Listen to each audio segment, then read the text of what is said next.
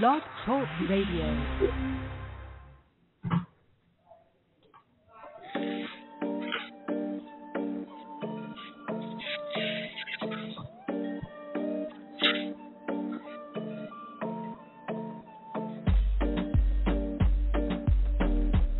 How great was it on Saturday to finally see everything come together for the Miami Hurricanes at a moment where the outcome simply could not have been any different. It just couldn't.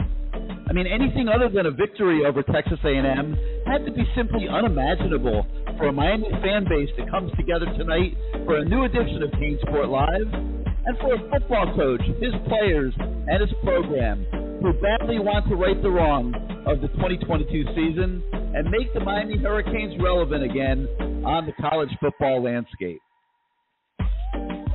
So there it was before us, an offense that rose to the occasion, throwing for 374 yards and putting up 41 of the 48 points in a 48-33 victory over the highly respected Aggies.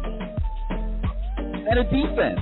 It took Texas A&M out of its game with pressure from every direction, allowing Miami to recover from a rough start thanks to some special teams blunders and overcome an early 10-point deficit with ease. The truth of the matter is that Miami was otherwise dominant in the first 30 minutes of that game and easily could have been ahead by 2 or 3 touchdowns at halftime. Instead, the lead was just 4, and the Hurricanes had more work to do throughout the second half as A&M made adjustments that made things tougher and less certain all the way to the wire, where Miami put the game away with a 64-yard touchdown pass from Tyler Van Dyke to Jacoby George. So tonight, as we begin this new edition of CaneSport Live, we are going to revisit those great moments at Hard Rock Stadium from Saturday, and we will look ahead to the next month and take a glance at what this season will have a chance to become. Hello again, everybody. I'm Gary Ferman, the publisher of CaneSport.com, and we welcome you once again to CaneSport Live. As always, this is your show, and it's driven by your participation. The call-in number is 563-999-3550. That's 563-999-3550. You hit the number 1 on your keypad if you would like to come on the show. That puts you in the queue, and we bring you on the show in the order that you land in the queue. We have more than 100 open phone lines, plenty of room for everybody to call in and participate tonight. CaneSport's Izubee Charles will once again be joining me as we take your calls and discuss the various issues surrounding the Miami Hurricanes and recruiting. Okay, so think for a minute about what Saturday's victory means with Bethune-Cookman, Temple, and then Georgia Tech at home on the horizon, an admitted trap game ahead on the schedule before Miami goes to North Carolina for a massive game on October the 14th. The Canes have a true opportunity in front of them to emerge at 5-0 going into a critical season-shaping game in Chapel Hill. Be honest and ask yourself, were you really thinking along these lines during the long off-season? But Mario Cristobal is urging his team to stop taking bows and stay focused on the prizes that lie ahead if they can continue to improve. Hidden in the trash of that game are plenty of areas where Miami can continue to get better, beginning with a pass defense that will surely be tested a month from now by North Carolina's Drake May. There were also some amazing numbers in this game. How about this one? Miami ran just 54 plays, while Texas A&M ran a much more normal 82. Yet despite running 28 less plays in the game, Miami still won the total offense battle 451 to 433, a testament to the quick strikes and the big plays that were generated all night by the offense. Let's bring in Izubee. And Izubee, talk to us a little bit about what your thoughts were as you sat there in the stadium the other night and watched Miami really pull it all together in amazing fashion. My first thoughts in the first two series, I was kind of nervous. Obviously, we had the 3-and-out, and then before that we had the block punt that led to the Texas A&M touchdown, and Miami went down early, and I was just kind of like, oh my gosh, here we go again. I kind of in my mind I was like, there's no way this team is doing the same exact thing last year's team had done, go down early, and then the game's kind of out of question by the end of the second quarter. But there was just something different that I saw. You saw this team fight back. You saw this team when they needed to score. Someone said in the press box, if Miami doesn't score this drive, this thing might get ugly. And what do?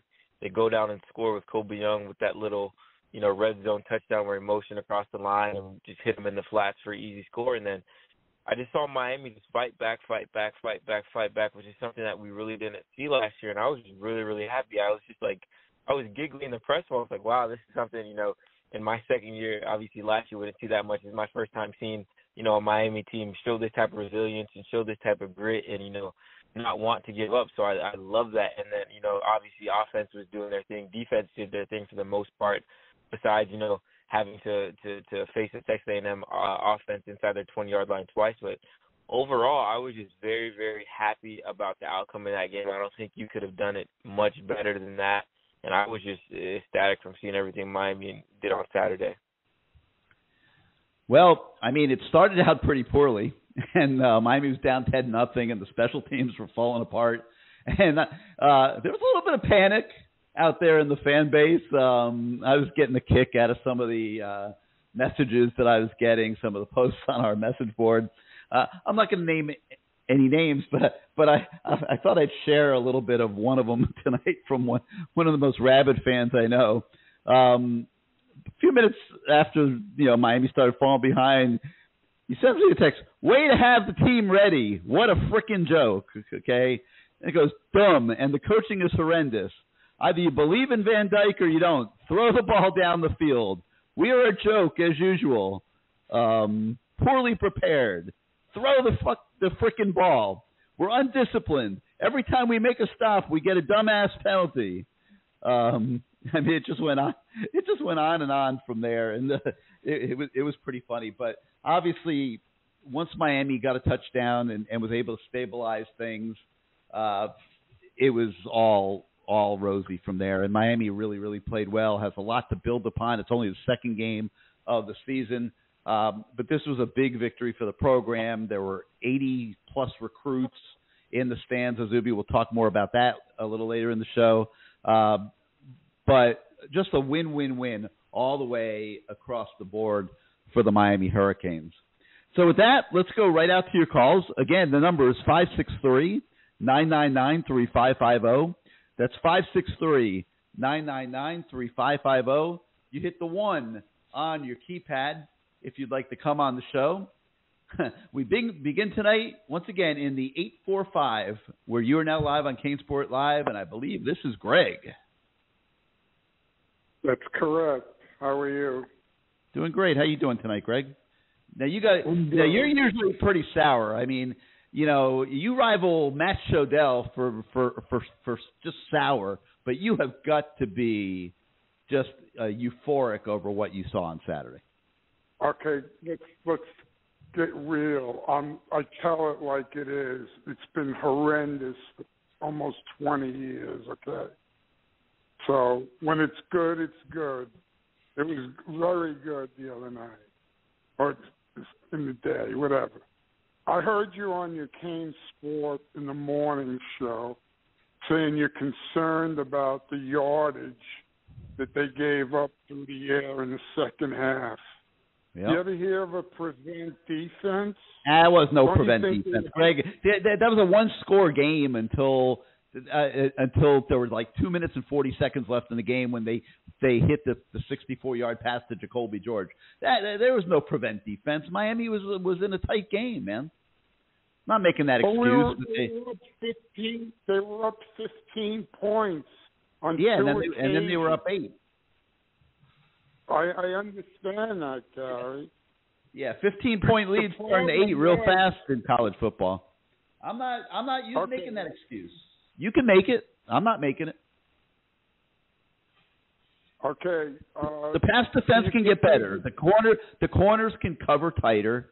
There was way too much space for the receivers, and even like as well as James Williams played, and he was really, really good in that game. There were a couple plays that he could have been better as well, and a little bit more closer to his man. And they were giving up plays, Greg. And yeah, I'm concerned about that. You go on against some pretty good offenses this season. In a month, you got Drake May on deck with his passing ability and passing game. And this season, the way this team has looked these first couple weeks, to me, has taken on an entirely different perspective. Like, Miami can compete with all these teams. There's no doubt about it. Okay. Drake May does not have receivers like that. I'm sorry. Not even close. Okay, those guys are all 5 stars, and they produce. By the way, the only problem was when Guidry sends the house, we're not getting sacks. We didn't have a single sack in the game. That's not a good combination if you're sending pressure and you're not getting sacks. Okay, you can add that to the list. You can add that to the list of things to be concerned about if you want to. I don't have any problem with that. I thought the pressure was tremendous. They were hitting him. He was doing a good job of getting rid of the football. But the issue, if we want to, identify some issues, was that the pressure was usually being generated by blitzes. It was not being generated by a 4-man rush. I didn't think that the defensive ends were okay, but like you said, there were no sacks, and that's an area that can improve. Okay, that's fine. How about fielding punts inside the 10? Can we get rid of that too? Yep. That's Absolutely. unbelievable. I mean, obviously they've coached that, and the guy making that mistake is usually pretty rock solid. I don't know, why a mistake like that would have been made. Jacoby George's muff. I mean, that happens. I personally was questioning why Restrepo was not out there. He's proven to be pretty sure-handed, but they chose to put Jacoby out there. You can't argue with the game that Jacoby had. So, but that's something that they'll look at, and you could certainly second guess. Okay. My last point. Is there any update on Cam Kitchens or the other 2 guys that got hurt? Cam Kitchens has been with the team since Sunday. I would be, astonished if you saw him Thursday night. I don't think you will. I'm guessing when, and they don't give us medical reports. They have the different rules and laws they have to follow. But based on the way we saw that play out, I would guess he probably had a concussion. And, that's why they were able to release him so quickly. He really was only at the hospital, I think, like 12 hours. Like, he really wasn't there very long. And, they just ran some tests, and they were able to discharge him and release him. I'm guessing he's in concussion protocol. I don't know that we'll see him this week. We may not even see him next week up at Temple. But I'm guessing by, like Georgia Tech week, I would expect him to be back out there. That's just me reading the tea leaves. Izubee, you agree with that? Let me get Izubee. No, it's a very good sign that he got released.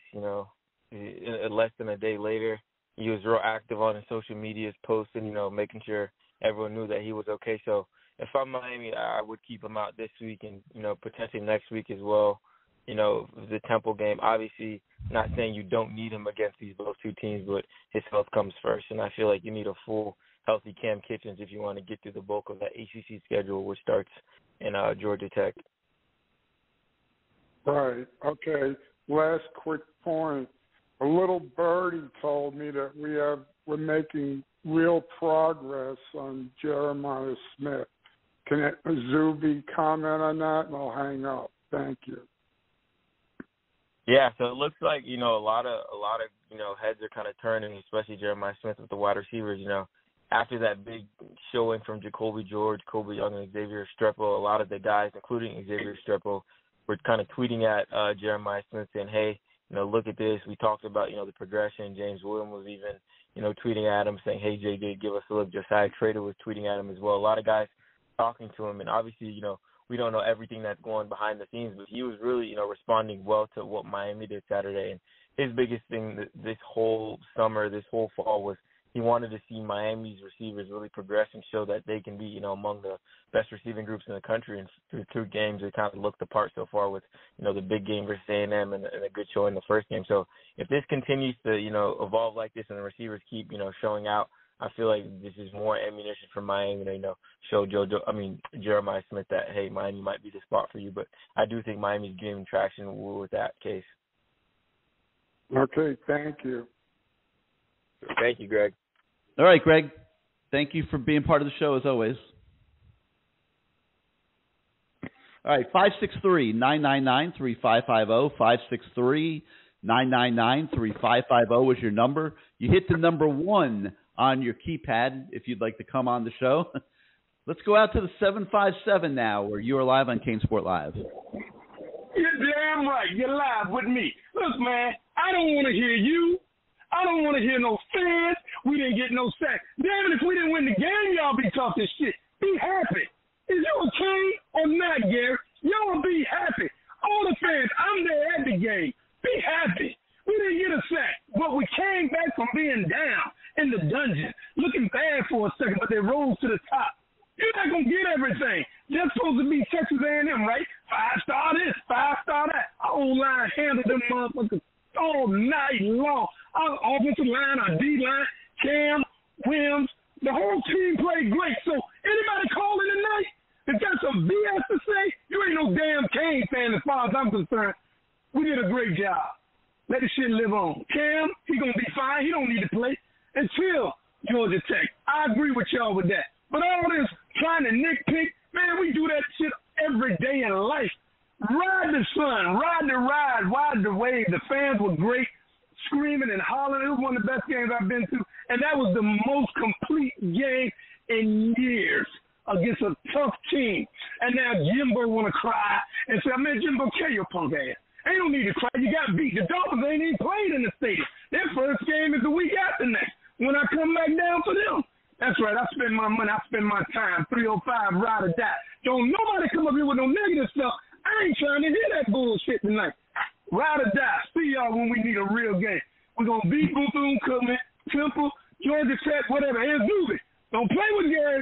You got to stay strong because Gary go both ways. Man, I ain't got time for that. I said tonight, nobody needs to call and say anything. Just say we played a hell of a game. Take it. Ride with it. Enjoy the ride. Yeah, is it trap games? I don't think this coach going to let it be a trap game. Mario probably say, damn.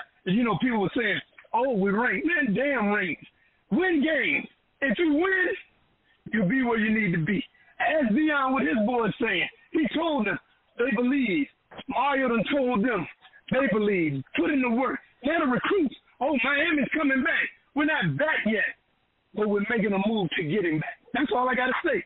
305, ride or die. No negative talk. Okay, your ass somewhere else. I'm out. Peace. All right, Kane.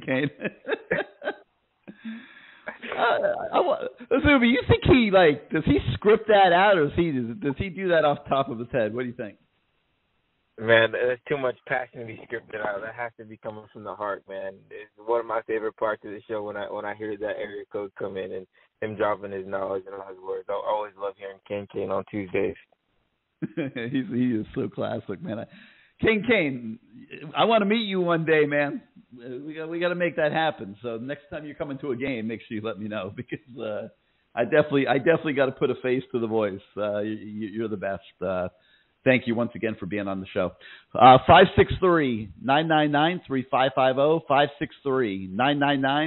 563-999-3550. You hit the 1 on your keypad if you would like to come on the show. Let's go out to the 305. You're live on CaneSport Live. Hey, Gary. How are you tonight? Hey, Izubee. What's up, Adam? How are you? Good. Great win. And TVD said it best. We don't win this game last year. After being down 10-0 and 17-7, no way we win this game last year.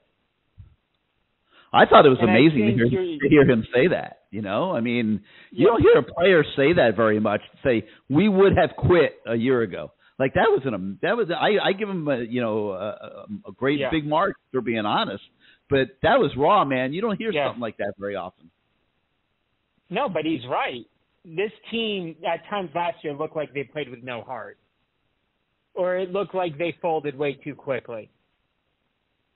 And you could tell they were going through the motions. And again, I'm not there. I never played football, but you just see from athlete to athlete. Like when you're playing in competitive sports. Mm-hmm.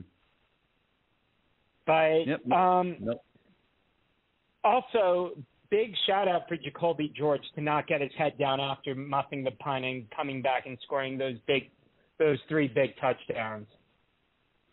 Yeah, I agree with you. That's a kid that he's had a little bit of a tough road as a Miami Hurricane. Mm-hmm. His career has not gone the way he would have wanted it to.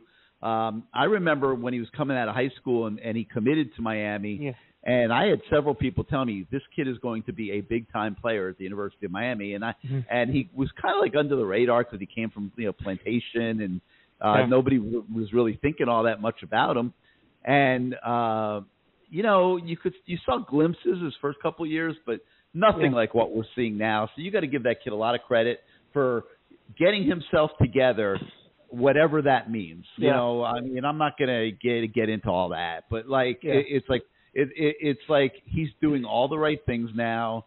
He's handling his business, and it's showing up on the football field, and he deserves a lot of credit for that. A couple more things. One, and I asked this question on the message board. Do you see Colby Young emerging as that true number one, or do you think it'll be more like a number one by committee going forward, where you might have Colby Young or Jacoby George with Restrepo being a Wes Welker type? I'll tell you what, Adam, and we'll get Izubee to weigh in on this as well, but I mean, how do you call somebody a number one the way they're spreading the ball around? Now, ability-wise, that's true. Is he a number one? Absolutely. I mean, you could just see, the physical ability that kid has. There's no doubt about it. I mean, he is a greater talent on a pure talent level than Jacoby George, than Xavier Restrepo. But the way that Shannon Dawson draws up this offense and gets all these guys involved, like, the numbers are really not that distinctly different. Like, I'm looking at the game the other night. Colby Young, he was targeted 8 times. He had 6 catches for 75 yards, along with 32. 52 of his yards were after the catch, okay? But then I'm looking at Restrepo, who I would not call a number one. He had the same number of catches, 6, for 126 yards, so he had 51 more yards. He had 88 yards after the catch, Adam. That is unbelievable. Wow. Okay? Yeah. Like, that is really, really good. So, Colby Young might be the number one. Yeah, they might have had the same number of catches, but, how do you argue with what Restrepo did? And then you talk about Jacoby George. He was targeted 6 times. The other 2 were targeted 8 and 9 times. He was targeted 6 times, caught 5 balls for 94 yards, and also had an amazing 70 yards after the catch. So Shannon Dawson's getting these guys into great position to make plays. And so I would personally say Colby Young is the number one receiver based on his raw ability, but these guys are getting opportunities, and they're cashing in on them. Izubee, why don't you weigh in on that? Yeah, I would have to agree with you on that, Gary. I would say Colby Young would be your quote-unquote, prototypical wide receiver on, 6'4" guy, 200 pounds that can stretch the field. And, he's kind of shown he can, take short routes and turn them into big things, go deep. But with the rest of the guys producing like that, you can't really say Miami has a true number one wide receiver, and not in a bad way. Like you mentioned, Xavier Restrepo led the team in receiving yards and yards after catch. Jacoby George had 3 touchdowns. Colby Young had a touchdown and I think almost 100 yards. So all three of their starting wide receivers are producing at a high level, and that's something you kind of, thought or wanted to see with, Shannon Dawson coming in with this air raid offense. You wanted to see a lot of receivers get involved. You wanted to see a lot of receivers making big plays, and you're seeing that. Even Isaiah Horton coming in, making the most of his, one target was a 52-yard score. So you see guys are coming off the bench and making an impact on this receiving corps. So I feel like it'd kind of be unfair to those guys to say, hey, you're wide receiver one. Instead, I feel like it's just, by committee. We always hear running back by committee. I feel like with this wide receiver group, it's, wide receiver by committee. There's not just one guy that's, flashing so much. I feel like maybe if we get towards the middle of the season, if one guy is really, really showing like, hey, I'm that guy, I'm the alpha in that room, then you can kind of give him that title as wide receiver one. But, right now I feel like it's just a big committee all doing their part, which I love to see. But Adam, let me just throw one other thing out here at you. Let's say the NFL draft was tomorrow, and you're lining those three up. Colby Young is number one. Yeah. For sure. A couple more things. One, did Lance Guidry, I don't know if he had his weekly interview. Is there any concern? I know we had 3 turnovers in the second half, but is there any concern going forward about just like this defense turning into last year's defense? Because they gave up a lot of yards. And I understand it's Texas A&M and they got the stops when they needed to, but they gave up a lot of yards in that second half. And Texas A&M was really marching. I'll admit, I was concerned until Kane came on and ordered that I'm not allowed to be concerned, so I'm not concerned anymore, but I was concerned. It was a lot of yards, and there were a lot of open receivers. I mean, Izubee, are you concerned? No, you asked me on the show, and I wasn't concerned. And then kind of when Guidry spoke on Monday, he kind of backed it up a little bit. He said, hey, they started to push the ball down the field a little more, catching us with the tempo, and obviously you're going to give up yards. But he said they met, but they didn't break, which is something I love to hear. I feel like if they were kind of scoring on big plays like we saw last year with 60-yard touchdowns and 50-yard bombs, I would be concerned then. But if it's a big play and they're forcing a field goal at the end of the drive, I'm not going to be too concerned. Okay, yeah. And last thing, anything on the recruiting front? I heard we might be players for or that we might be getting a commit soon from like Booker Pickett Jr., I think is his name. And any other commits who might have been on the fence who are now trending Miami's way after the game? Booker Pickett's had a decent start. He's had a decent start to the season, and they are tracking him, and he is on the radar again. Okay. I saw the crystal balls and all that stuff, and that's if we were going to go out on a limb, we probably could do the same thing. But the best way I could describe it right now is they are tracking him. He is back on their radar, and how he plays will determine whether they take a commitment from him. Izubee, anybody else do you think is worthy of mention right now? Yeah, I would jump to the 2025 class with 2 5-star guys. Armando Blunt, who recently he dropped his top 5 and has Miami in it, along with Florida State, Ohio State, Oklahoma, and I believe I can't remember the physical school, but he's a guy that was just loving what he saw on Saturday, and he's been a big Miami guy. He's a local guy, but Saturday kind of pushed it a little bit more. And then Naeem Oford, I think the number 6 overall prospect coming out of Parker, Alabama. He's a guy that visited Miami for the first time on Saturday, and they're turning in the right direction with him. He's talking about cutting down his list of schools and focusing on a group, and I fully expect Miami to be in that group, after his experience in Miami on Saturday. So those 2 guys I feel like, have kind of, pushed the thread, pushed the needle a little bit the positive way for Miami with them. Okay. Well, thanks for taking my call, guys. Have a great rest of the show. All right, Adam. Thanks for being part of the show. 563-999-3550, 563-999-3550. Hit the number 1 on your keypad if you want to come on the show. That'll put you in the queue. We're bringing everybody on in the order that they land in the queue. Let's go now out to the 786 where you're live on CaneSport Live. How you doing tonight? Does it taste like those, Hey, Gary? Yes, sir. Can you hear me? We can. What's going on, everything? Gary? Oh man, I'm still on cloud 9 from Saturday. It's pretty good. I got to tell you, I predicted 6-6, 7-5. I know we're a long ways from the season being over, obviously, but I didn't expect us to have the ability to make that many explosive plays, but I have to be fair because we all have eyes. Luckily, we can see. And Texas A&M, their secondary was horrific at tackling. I mean, it was bad. Notwithstanding that, though, the big plays that were able to be deployed in that game, and some of these kids stepping up, especially after facing major adversity. When you fail miserably and you cost your team, the true test of you as a competitor, the true test of a team, their mentality, their makeup, their chemistry, all those components, you see it based on how they respond and how they react. And that's the one thing I don't think enough of us have really emphasized is how this team responded to the adversity. And that's a byproduct, I think, also of their culture, but also their self-governance. You've got a group of guys that are governing each other. I mean, it's still a long ways away from where we need to be.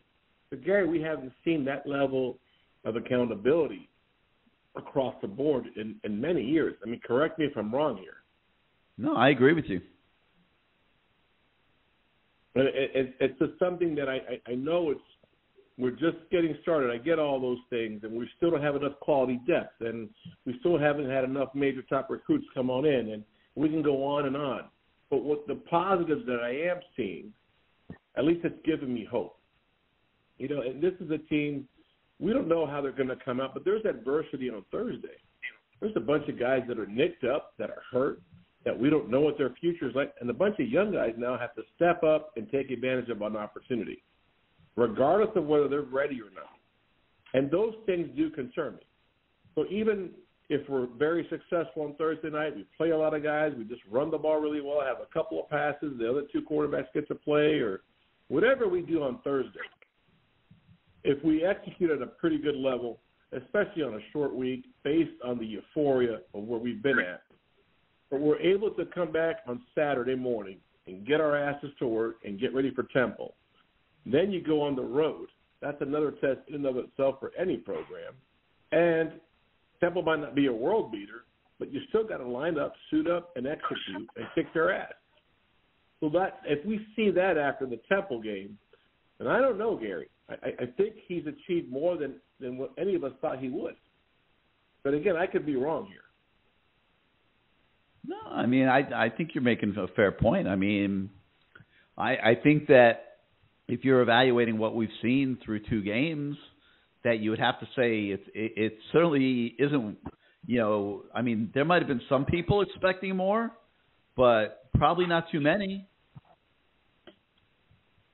I mean, I just, and I've heard a couple of people bring this argument out. Well, this just shows how bad of a decision that Mario made 2 years ago when he hired these coordinators.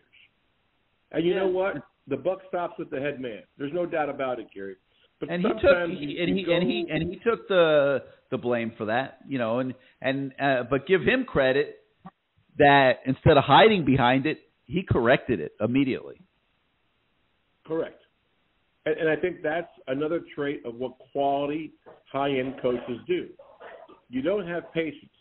You've got to resolve the issue as best as you can, as quick as you can, because had he made the right choices last year, I don't think we have the record we have, and I think we have an even better class than what we had. And I think we do better in the portal like we did this past December and January, which we did okay, but not to a level that we could have been and should have been, because there were more quality impact players out there that just we didn't have a chance. And obviously that did hurt us to an extent. But where we're at and where we stand today, if things continue to go the way they're going, I think, Gary, anything can happen here. And that's the position I never thought we'd be in. Yeah, I mean, I think the conversation of, like, I think the conversation where you could say, had these two guys been the coordinators a year ago, what would the record have been? That might be a November conversation. You know, number one, we got to let these guys do a little bit more. I mean, we can't sit here and as euphoric Absolutely. As we all are.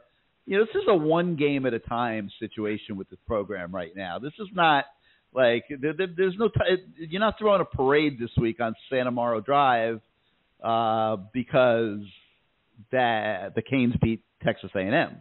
But if the season continues to go well and we see more games like Saturday night and Miami is in the ACC race in November when they go to Florida State, then I think you could say, wow, if these two guys had been the coordinator last year, it would have been better than 5-7 for sure. No doubt. I think it's just too soon to have that conversation right now.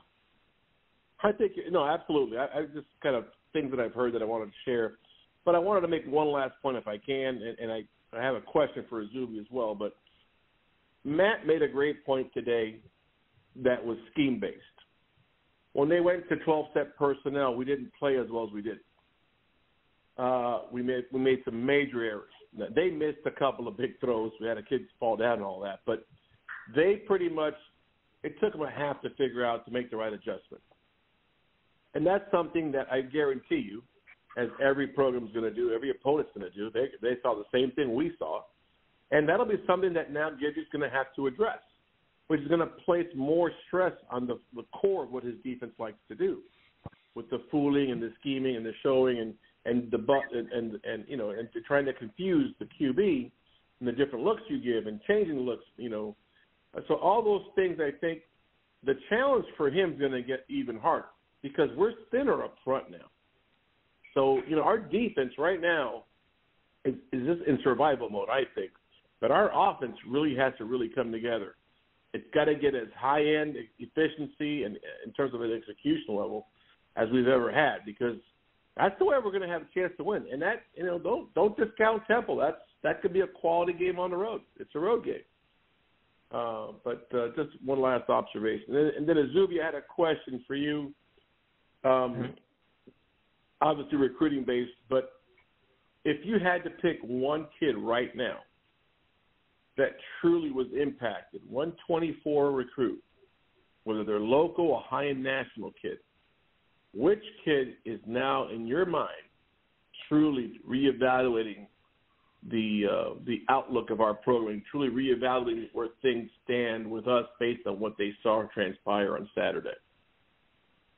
I would have to say L.J. McCray from Mainland, the 4-star defensive lineman that, Miami's really pushing on because obviously we know this whole recruiting cycle, D-line has been kind of the focus group for recruitment. And talk to him after the game, and I'll read the quote that he said when I asked him kind of how big of an impact did this game have on you. He said, kind of this shows me what they were telling me in the direction that they're trying to take this program is really coming to fruition. So he pretty much kind of he's seeing what they've been preaching to him, seeing is believing, and he's buying the hype obviously now because Miami all throughout the summer, all throughout last year, they've always said, hey, let's get our guys in. Once we get our guys in, we're going to find success. They were preaching that to recruits, and he's coming off a visit from Orlando where he saw FSU, mollywop LSU. So he's coming to Miami, with that in his mind. It's the last game he saw. So that was, I feel like, the best thing Miami could have done. Had a great showing on both sides of the ball. Obviously, the defense kind of started off rough, but those weren't, things they could control. But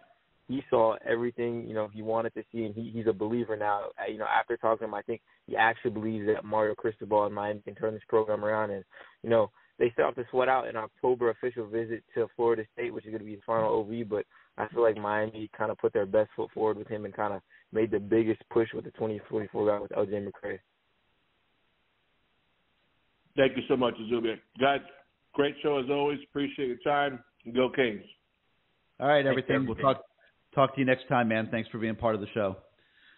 563-999-3550 is your number, 563-999-3550. You hit the number 1 on your keypad if you would like to come on the show. Let's go out now to the 336. You are live on CaneSport Live. Hey, Gary, can you hear me? Yeah, who's this? This is Chuck from North Carolina. Hey, what's up, Chuck? I've called in before a long time ago. Me and Cane's are real tight. You know, he's up in Virginia, but we go to games together a lot. Good for you, man. You're my idol. I love that guy.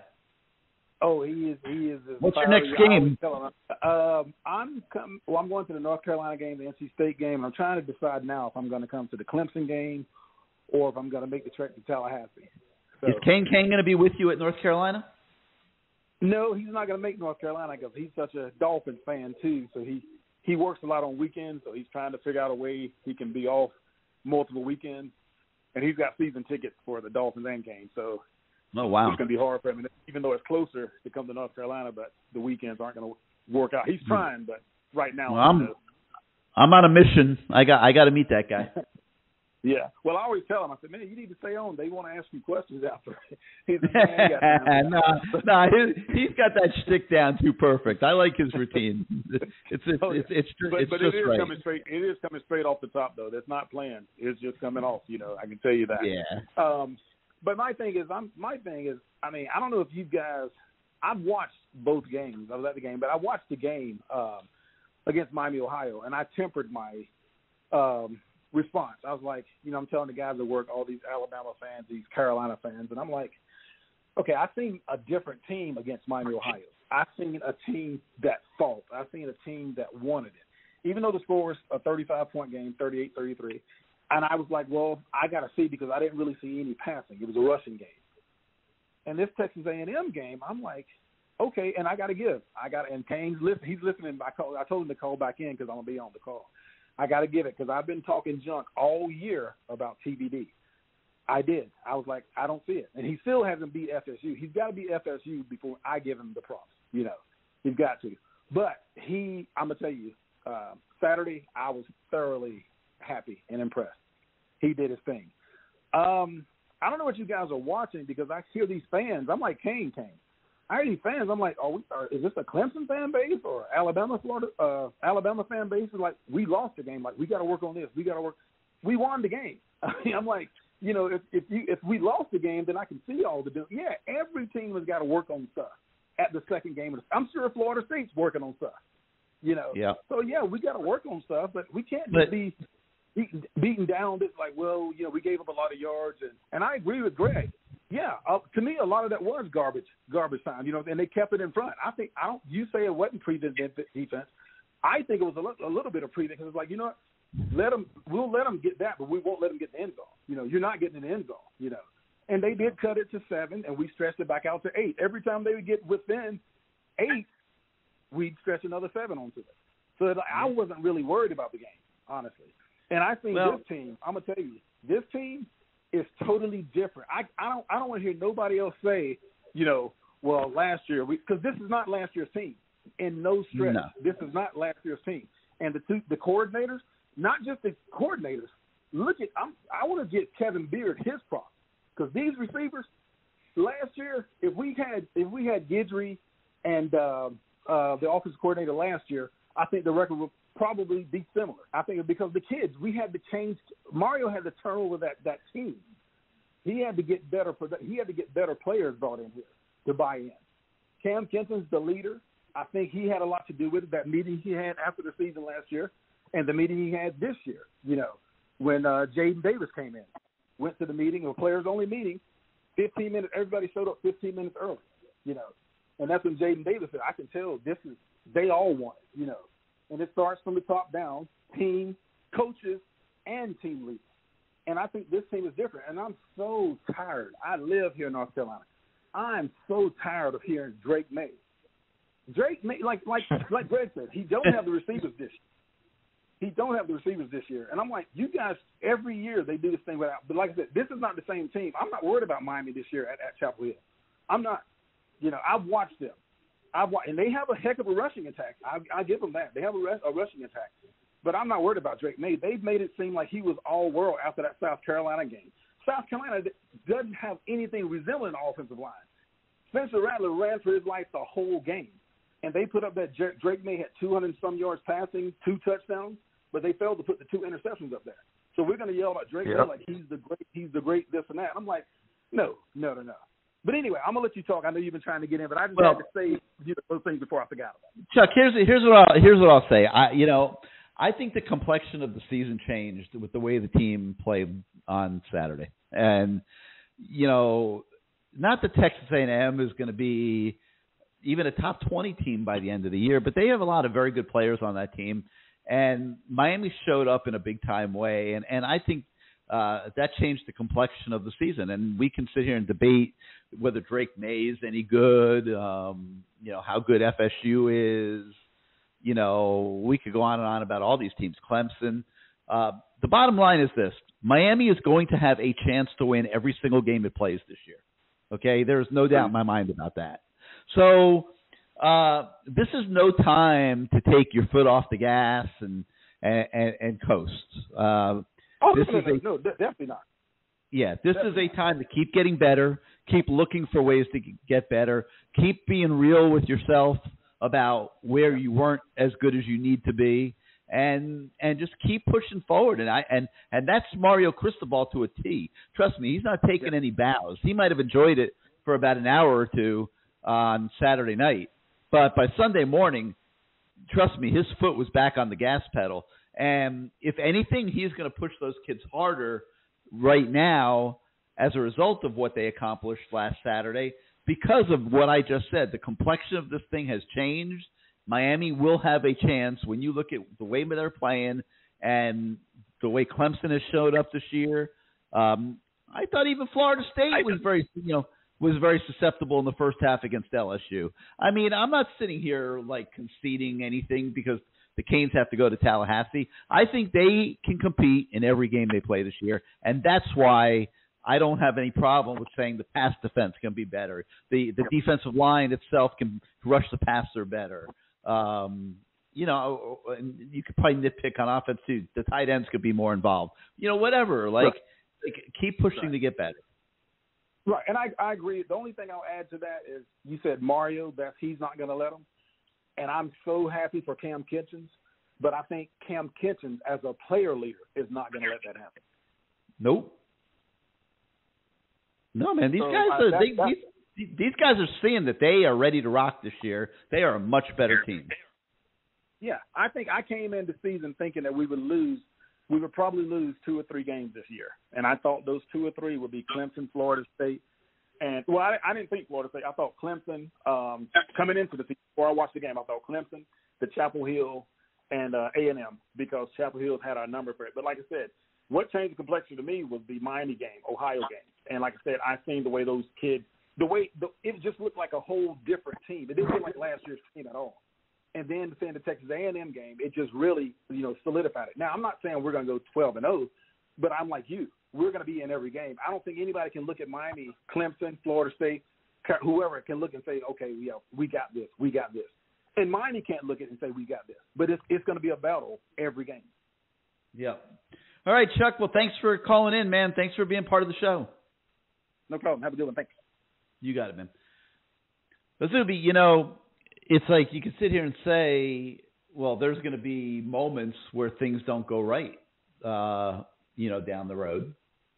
And I would say, we were there Saturday night when you're down 10-0 because you're giving up, special teams disasters. So I think they proved that they could withstand mistakes, and there will be games where they turn the ball over and have to overcome some things. But I think that they had some practice for that on Saturday. Yeah, I'm real glad they got punched in the mouth. The second game in, obviously going down 10-0 early in those circumstances where there are things that you easily can avoid. And I'm glad that happened early in the season, and we can see that this team can weather the storm. And I kind of wanted to talk about, Chuck and how he brought up UNC and everything like that. And, I have to agree with him.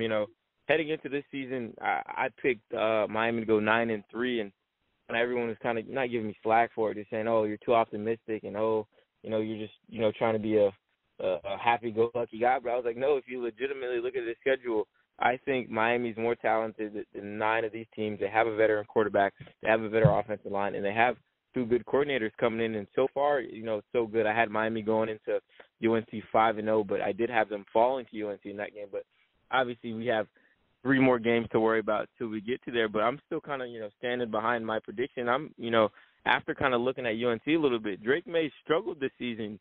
Last game he had 0 touchdown passes versus App State. They were leaned very heavily on that run game. And in his first game versus South Carolina, 2 touchdowns and 2 interceptions didn't look real impressive like the Drake May we saw last year. He doesn't have a Josh Downs who can bail him out on other downs and things like that. He doesn't have his talented receiver core. Unfortunately, one of their biggest portal, pickups can't play this season due to, eligibility rules of the NCAA, which you hate to see. But I'm really confident in this team after watching these first 2 games. Obviously, I'm not going to get too ahead of myself with all this, but I love seeing how they overcame adversity in their second game this season against a team that smacked them around last year. So I'm taking just all positives away from that game. But obviously, you did make a great point, too, where there's always room for improvement. And, like you said, that second half pass defense was a little sketchy, a little, okay, maybe this might be something to improve on. But I feel like they're going to address that. And since that's now something that's out in the public, that's something Miami can work on and say, hey, this is something we have to tighten up on the defensive side of the ball. And I take that as a positive too, that this is something that they see they can work on. All right, where can the Canes get better? As we head here deeper into the show, I want to hear some different opinions on that. Where can this team get better, other than just better pass defense, if you agree on that subject? This is week 2. This team is nowhere near as good as it should be a month from now. That's what I would say. So what should they be working on? Where should they get better? 563-999-3550, 563-999-3550. You hit the number 1 on your keypad if you want to come on the show. We're going now to the 239. You are live on CaneSport Live. G-Man, Izubee, I know you know this area code, bro. The 239, Fort Myers. What's up, guys? It's Sam.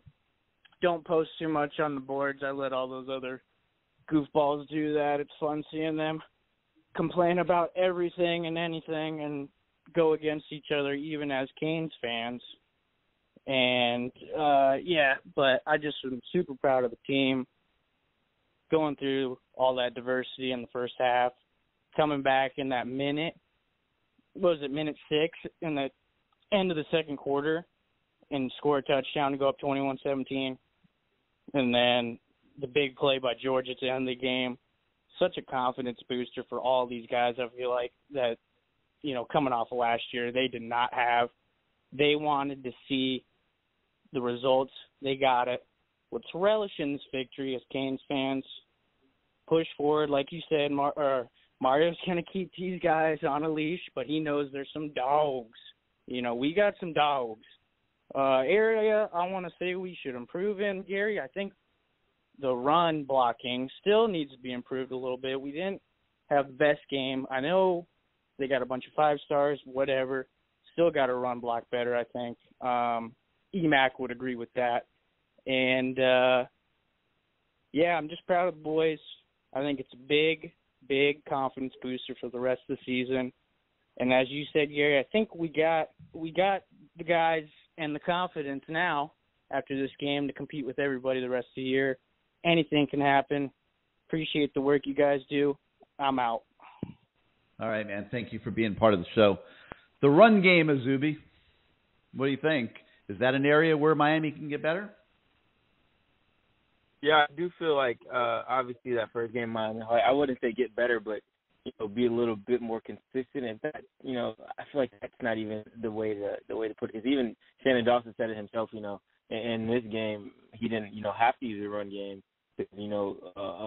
The Texas A&M defense is kind of putting 8 guys in the box and saying, hey, kind of test us. So obviously they're going to pass the ball if they're giving that to you. And with Miami, Ohio, they're giving up the big lane to use it. So I feel like that's not an area where we can see improvement, but obviously, like I said, everywhere you never can stop getting better with something. So I'm happy with the run game so far, but you always can get better at something. Obviously, with Mark Fletcher going down too in that running back room, that kind of shook things up a little bit. So we saw a lot more Don Chaney, and I kind of do want to see AJ Allen get involved a little bit more, because I feel like in the first half we didn't see him much, and then when he got his chances in the second half, I believe he had a few carries. He kind of, popped off a little bit. So that maybe be one thing I would want to see more, a little bit more A.J. Allen in the fold, hitting him in the flats with the pass, or, kind of just giving him some more burn in the running game. But overall, I'm pretty happy with the running game. The only thing I would say is kind of get A.J. Allen involved a little bit more, because he's flashed that he has the potential to break big plays for you.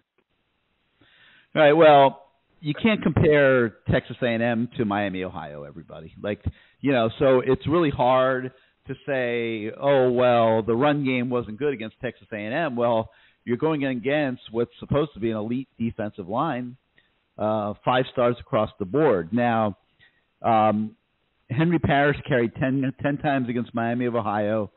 9 times against Miami of Ohio, and 10 times against Texas A&M. He had 90 net yards against Miami of Ohio, averaged 10 yards a carry. He averaged 5 yards a carry the other night. That's still pretty decent. Mark Fletcher obviously got hurt early, so we can't really compare there. Jay Allen, he got 9 carries in the opener, averaged 5.2 yards a carry. He had 5 carries, averaged 4.4 yards against Texas A&M. It wasn't that bad, but they just, weren't really featuring the run game. They were making big plays with the pass game. And like I said earlier in the show, there were only 54 plays of offense. That's like a little bit, that's like 60% of a normal game. So the offense really didn't have a lot of reps, didn't get a chance to give everybody a lot of burn like they will in many games this year. I wouldn't jump to too many conclusions, but if we are looking for areas to improve, yeah, why not? We'll throw the run game on the list. 563-999-3550, 563-999-3550. You hit the 1 on your keypad if you want to come on the show. Let's go out to the 727. You are live on CaneSport Live. Hey, Gary, it's Jake from St. Pete. How you doing? Hey, what's up, Jake? I don't think we've spoken to you yet this year. How you been doing? No, so I'm in the process of moving my business from St. Petersburg to Salt Lake City, and so it's been it's been a hectic couple of weeks here. So that's quite the move, Jake. Are you a Mormon? No. It's not quite like that anymore. It's actually it's a surprisingly young city. It's becoming kind of more of a West Coast city. Definitely still got the Mormons there, but yeah. No, it's beautiful. Oh yeah, beautiful. No, we love the ski, so we'll be splitting half the year St. Pete and then part of it in Salt Lake City, get some skiing in. So yeah, life's good. Can't complain. And man, I'll tell you what, we can't complain about the Canes either. That's you know me. I'm coming on and I'm eating crow. I've been very critical of Mario in the past. I'm not. I think last year, I made my point that I don't know.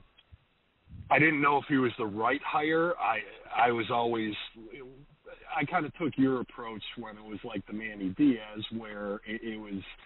A search should have been done. You've got the buy-in, find out if he's the best guy, he's the best guy, take him. But if you're going to buy in, you're going to go all in, do a search, do the best. But you know what? I'll eat the crow and say I was wrong. This is the guy. And, there's a couple of things. I know all you guys were well, first thing, I do want to call you out. You can comment on this and whatnot. The media, I think they got to stop playing cover for Mario. This team is better. Last year 5-7 was not inevitable.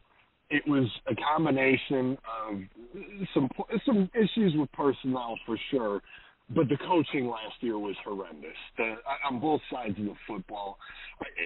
How much of a difference that'll make this year, I think it'll show to be substantial, but the coaching was horrendous, especially on the offense. Just top to bottom. I mean, if you think about it, if Jacoby George or Colby Young or Xavier Restrepo have a fairly decent game on Thursday, which they easily could because we always put up gaudy, ridiculous stats on Bethune, one of those guys could have more receiving yards in Game 3 than our best receiver had all last year. We didn't get anyone new. That's coaching. Same personnel. And, but, so I was at the game on Saturday, and the biggest, takeaway for me, they're making changes during the game. They're actually adjusting to an opponent. I haven't seen that in God knows how long. And it was I was a little worried when we went down 10-0. Like, oh boy, is this deja vu again? But then they made adjustments and they scored, and then they messed up, on special teams again. And what do? They just scored, and they just kept adjusting. And so, okay, the run game, it actually wasn't bad. We still averaged almost 5 yards a carry on them, which, for an SEC front, that's pretty damn good. But then on top of that, we just picked them apart in the passing game. So, to me, who cares how you win? Winning is winning. It doesn't matter. To say, we didn't run enough, or we didn't pass enough, or this guy didn't get enough sacks or whatnot, who cares? We won. Number one, the sacks number, too, they were pressuring the crap out of Connor Wegman. So they didn't get home. So what? But he was throwing short routes. He wasn't going deep on us. And, they took the long passing game away. Again, winning's winning. That got it done. They put up some garbage numbers and yards in garbage time there, but we had that game in hand. We just kept bringing it to them. Gary, are you there? Yeah, we're here. Oh, okay. Sorry, no. We're just letting you talk, man. You're doing a great job. You're going through it. I love it. But to me, the other thing, though, is when you really get down to it, especially on offense, we haven't, they were talking all summer about all the tight end passing game and whatnot. That hasn't even been incorporated yet. The passing game out of the backfield, they haven't had to incorporate that. I feel good, going into North Carolina and Clemson and whatnot, that I think Shannon Dawson's still got a lot out there that hasn't been, put on the record, so to speak. And there's just a lot more going in this offense. The one thing I also love is the physicality of the wide receivers. Talk about night and day. The last 5 years, we got all these 4- and 5-star guys out there, and it's like all we're teaching them is, just run fast, like it's a track meet or something. These guys are getting out there physical. Well, what do we have, 200 and some yards after the catch? It was ridiculous. And, they got 2 all-conference guys in that backfield, and we were just shaking them. And they did the same thing against Miami of Ohio. Colby Young on that touchdown just shook 3 guys off of him on that. That's physicality that we haven't seen from these wide receivers in a long time. And you got to feel good about it. They're blocking on run plays. They're blocking on pass plays. These guys want to go out and, if they're not catching the ball, they want to go hit somebody. That's a beautiful thing to see. We haven't seen that kind of effort from a receiver. Man, it's been Amon Richards is probably the last guy I can think of that went out there and actually got physical with someone. I don't know if there's anyone you can think of, but it's just, that's a good example, Jake. That's a good example. Without naming names, I'm just it's been aggravating to see all we'll call them the number 8s of the world, and just going out there thinking all they got to do is run a post or just a straight go route, and that's all that is to their position, to their game, and we just we brought it to them, and that's why we didn't need a run game. We were out physical the crap out of them, and the receivers were getting it done. All right. Well, before you go, Jake, I want you to pick one area that you would like to see better here in the next couple weeks?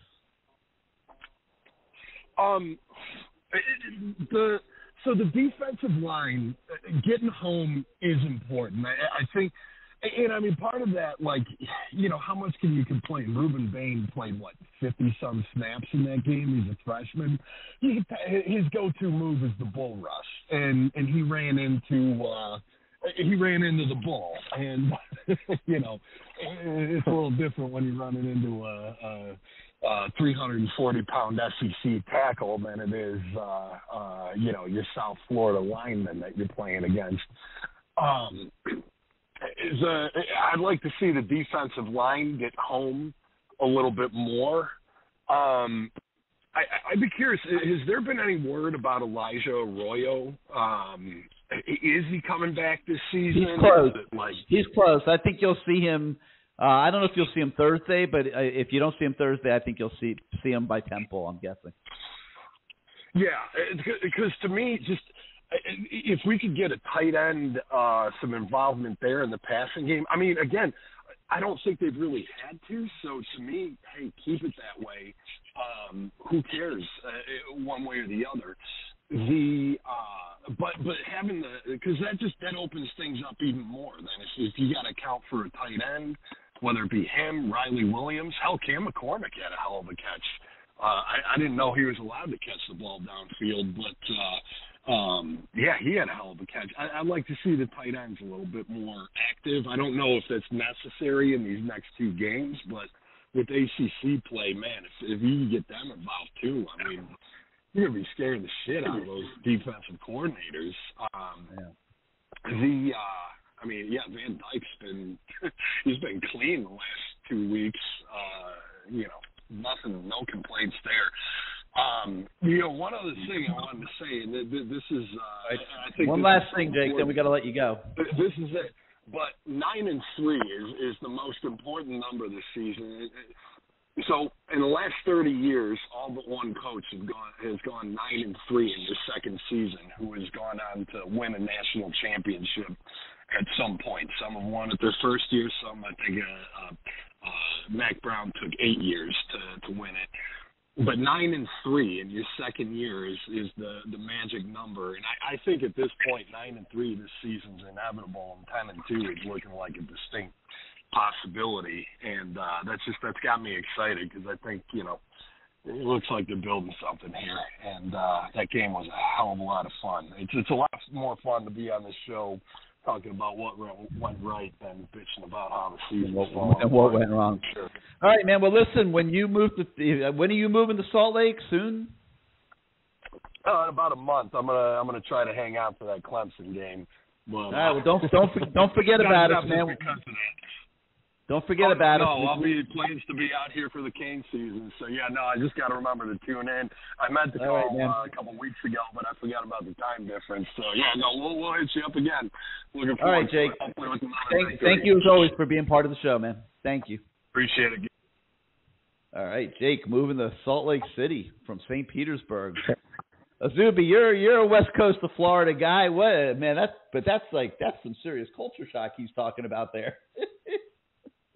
Yeah, no, going from that Tampa, the southwest, west type of Florida to Utah is going to be pretty interesting. You're going from, you know, hurricanes to a lot of Mormons, so that's going to be very interesting to see. But best of luck to him with that move and everything out there. Yeah, he'll be on the ski slopes though, so good for him on that. All right, 563-999-3550, 563-999-3550. Hit the 1 on your keypad if you would like to come on the show. Let's go now to the 386. You're live on CaneSport Live. Hey, Gary, appreciate you taking my call. On this way, who's this? It's Will. Oh, hey, Will. How you doing, man?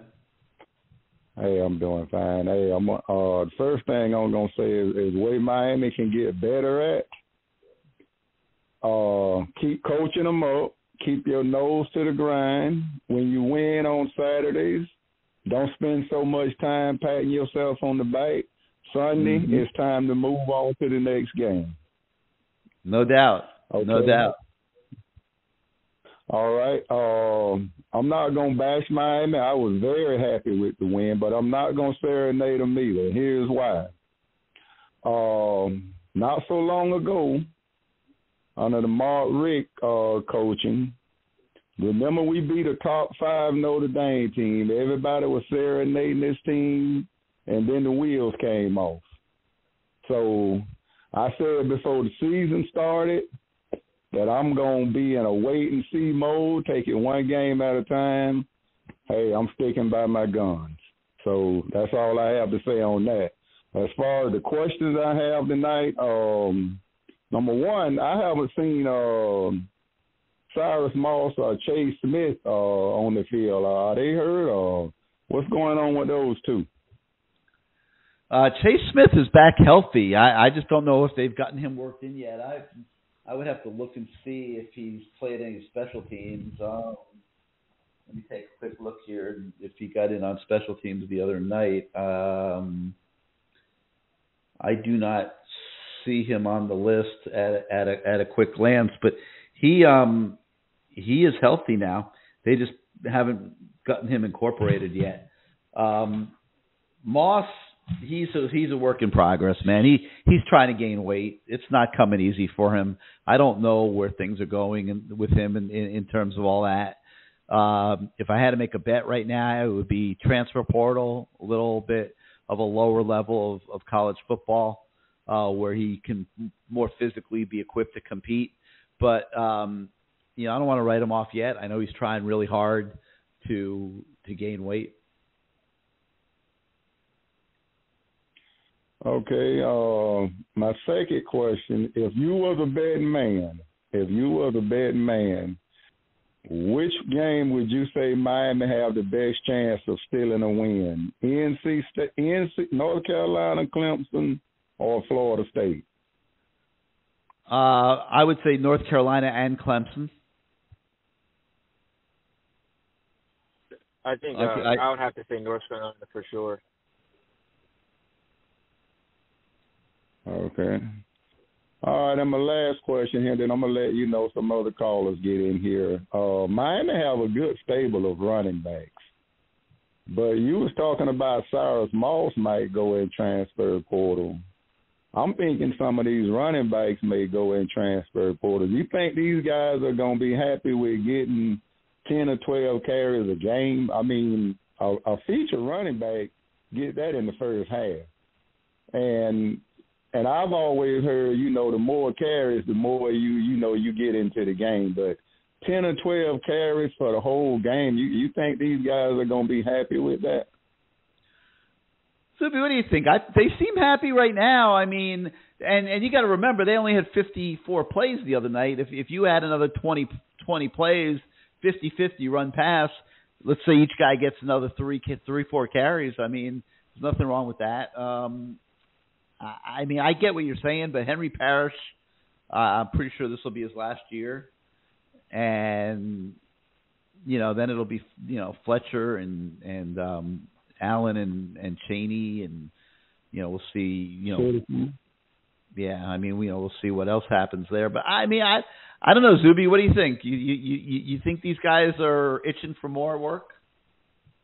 I really don't think so, because I feel like not one guy has kind of, established themselves as a clear-cut number one running back. I feel like this group is kind of the perfect running back by committee guy, because you don't have a complete running back in that group. I think the closest complete running back you have is Mark Fletcher, and he's only a freshman. Because, Henry Parrish is in the 3-down back where he's going to be, that blocker for you on third down or things like that, where he can carry the load throughout the whole entire game. And we kind of saw that last year when he was their premier back, when Jalen Knighton was banged up a little bit.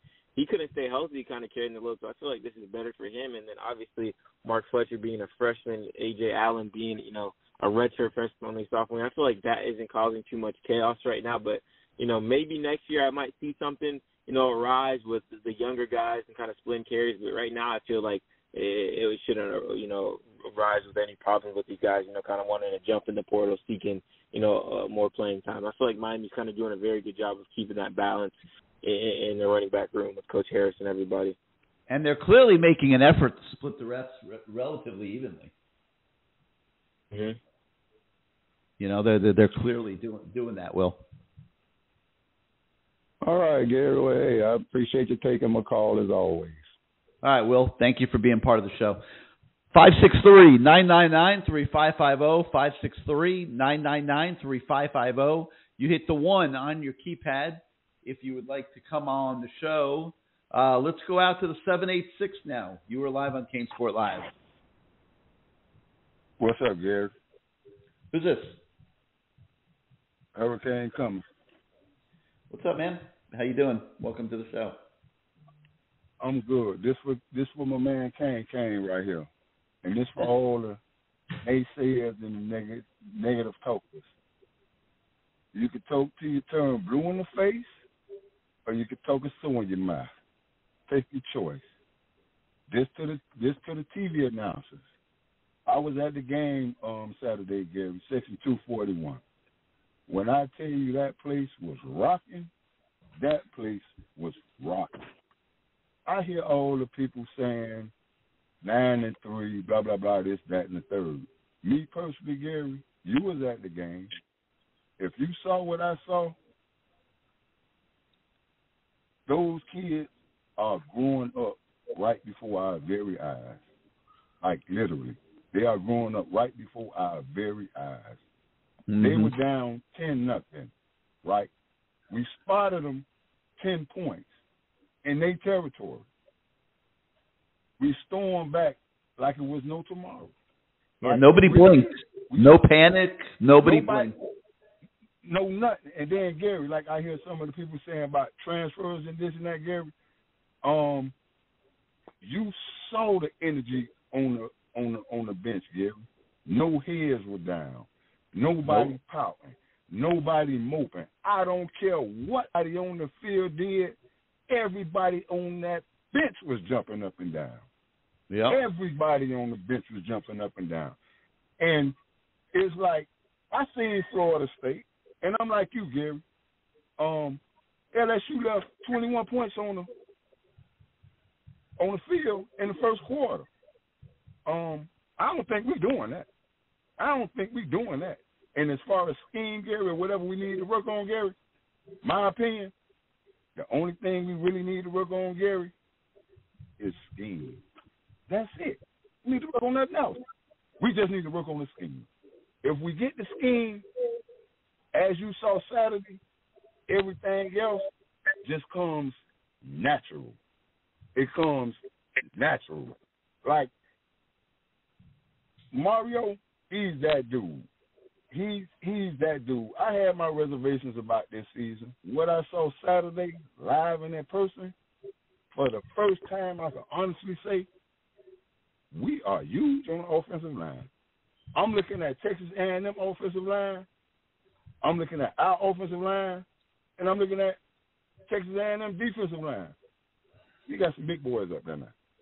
We got, and the main thing, Gary, and I was listening to, hold on, Gary, before I forget, because I listen to you every morning. One time for my main man, Matt Shodell, man. I like Matt. I can't even lie. That's my main man, yo. That's my Yes, sir. But with what I seen on that field Saturday, Gary, it's like one of the other callers said earlier. We have coordinators who's going to adjust. I listened to Lance Guidry's press conference. I hear people saying this, that, and the third. But the one thing that he said that just had me laughing on my ride home, he was like, yeah, I'm going to give you the same look, but I'm going to do something different. And I think the young kid, Steven, I think that's his name on your show, I think he mentioned the play about we ran the play against Miami, Ohio. We came back and ran that same play when George scored a touchdown when he went in motion and turned around. We ran that same play. Well, it wasn't the same play, but it was the same look. The same look, the same look, but I mean, just the same formation or whatever. Yes. He ran it, and I wanted to catch what the guy was saying this morning. And I seen the play, when the play started, George coming in motion, Shamar Stewart getting ready to come off the edge, and 84 coming at him. He didn't know what to do. He hesitated, 84 went right around him, they threw the ball. Touchdown. And we getting great adjustments. We finally have coordinators who are not self-centered, and there's another thing one of the coordinators said. I'm not sure if it was Dawson or Gidry, but they were like, with their scheme, it's not about them. It's about the kids, making them feel like superstars, which is true. Like, you can have a scheme, but if you don't have the players to run your scheme, then your scheme going to look like crap. Yeah. But you have hard-headed coaches who's going to force it just because it's their way. They're going to force it, and it's going to look bad. But before I go, I just want to say this to the people that didn't attend the game, and you saw it from TV. Let me tell you something. When I tell you that place was jumping, and as I'm sitting there listening to that thing jump like it was jumping, the only thing I could imagine, Gary, the hell that stadium would look like if it was full. We don't need it. The Hurricanes don't need an on-campus stadium. They had the perfect place. So they had the perfect place. That place was damn rocking, Gary. You know that. You know it.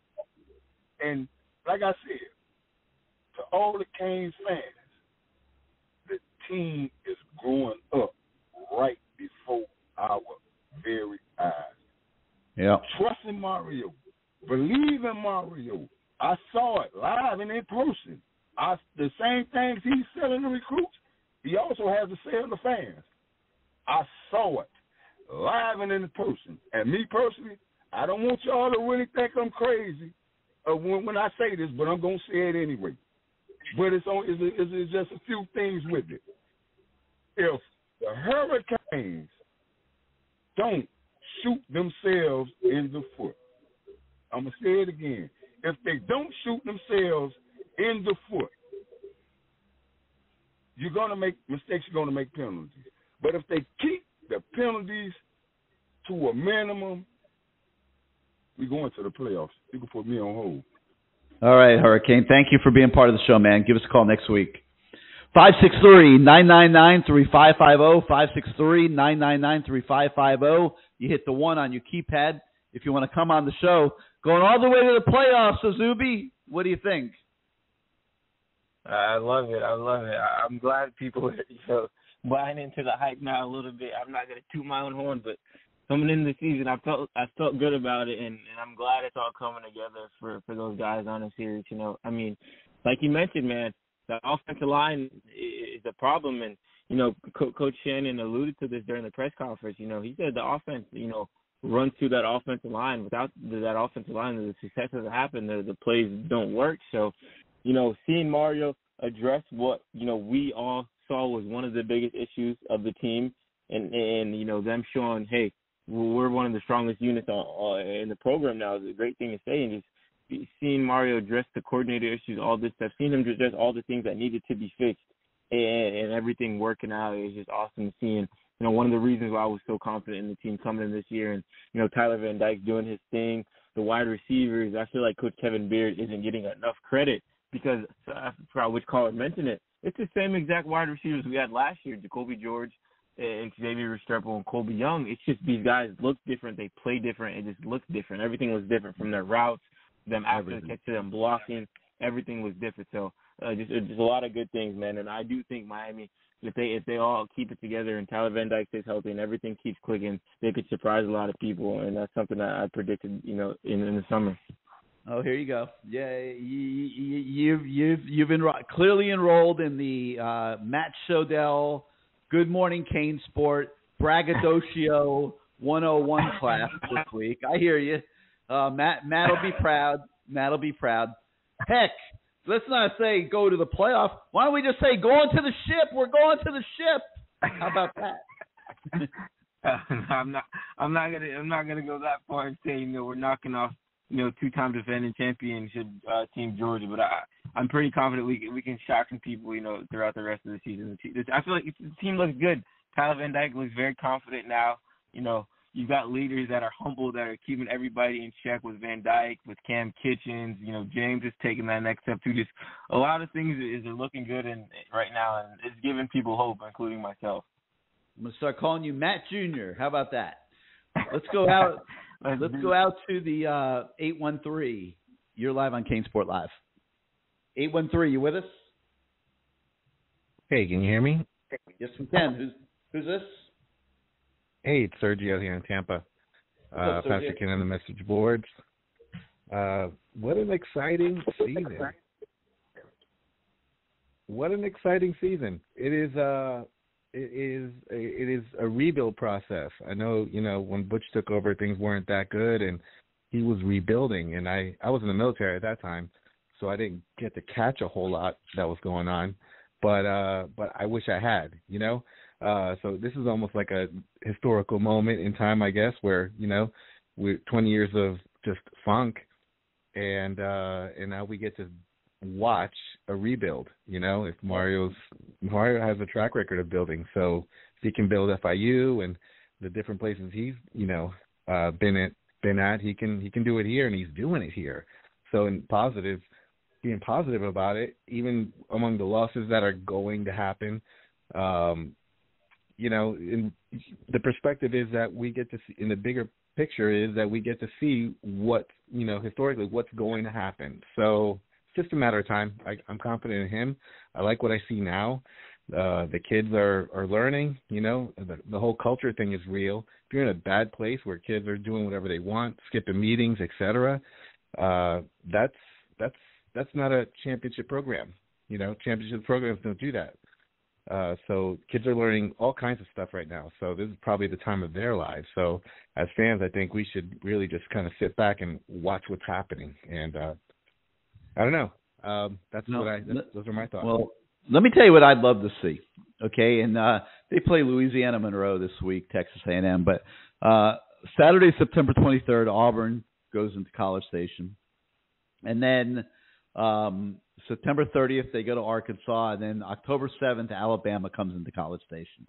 And I'm going to be watching Texas A&M these next 3-4 weeks very, very closely because I want to see how competitive that team is against those other teams in the SEC, particularly Auburn and Alabama at home. And if they show up and they are capable of playing those two teams very tough, splitting them, maybe winning or, like I said, one of them, I'm going to be encouraged by that because that's going to tell us a lot about Miami's readiness to go into North Carolina. So, listen, it's game on for sure. The season has taken on a different complexion. Very good. What were some things that you I don't know, how do you see Mario What are some things that he's impacting on culturally that you particularly stand out to you? Like everything, like Mario's my guy. Everybody knows that. When things went bad last year, I took a lot of heat for being a Mario believer. But and I was calling for him to come to Miami for years before they hired him because I always felt that he had the perfect skill set for this job. I mean, he's a Miami guy. He understands the Miami. He understands the culture. He understands what Miami was like when Miami was great. He knows how to make that happen, like what needs to be done to set the program up to be able to do that. He's as good a recruiter as there is in the country. He gets the most out of the people that work for him. You look at the staff over there, and trust me, those people are working harder than they ever believed that they could work. But they're seeing the results of it now, and that's going to make them work even harder. And, it's Mario just, he's a very unique individual. He will literally put every ounce of his being into this job to get Miami back. And there aren't many guys out there that would do that and would have the skill set to do it. So I think this is the perfect storm, and he is the perfect guy to be doing this here. It's exciting. One thing on recruiting that I was thinking about, I know we're turned on as fans. We're ecstatic, right? Expecting kids to just jump on and stuff, but there's a lot of them that are still wait and see. And again, we have a really high time during this. We beat Texas A&M pretty well. It was an up and down game. There's things that were not so good that happened, but and future games could go all wrong for us and upside down, and just kind of staying level headed. But kids are waiting to see what we're still going to do, like that receiver everyone's talking about that's committed to Ohio State, and those D linemen who I'd rather have. I mean, it's great to have a great receiver, but to get the bigs on the defensive side of the line would be huge, and I'd love to get one or two more of those guys.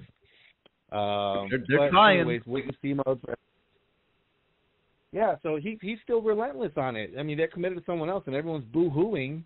Why? He's still after him. If he's this relentless guy, why would we think he stopped and just gave up?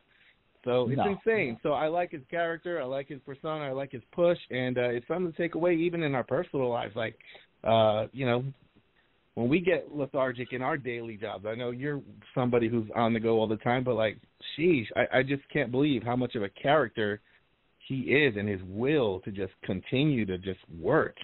Anyways, it's been fun to watch so far. It's only year 2.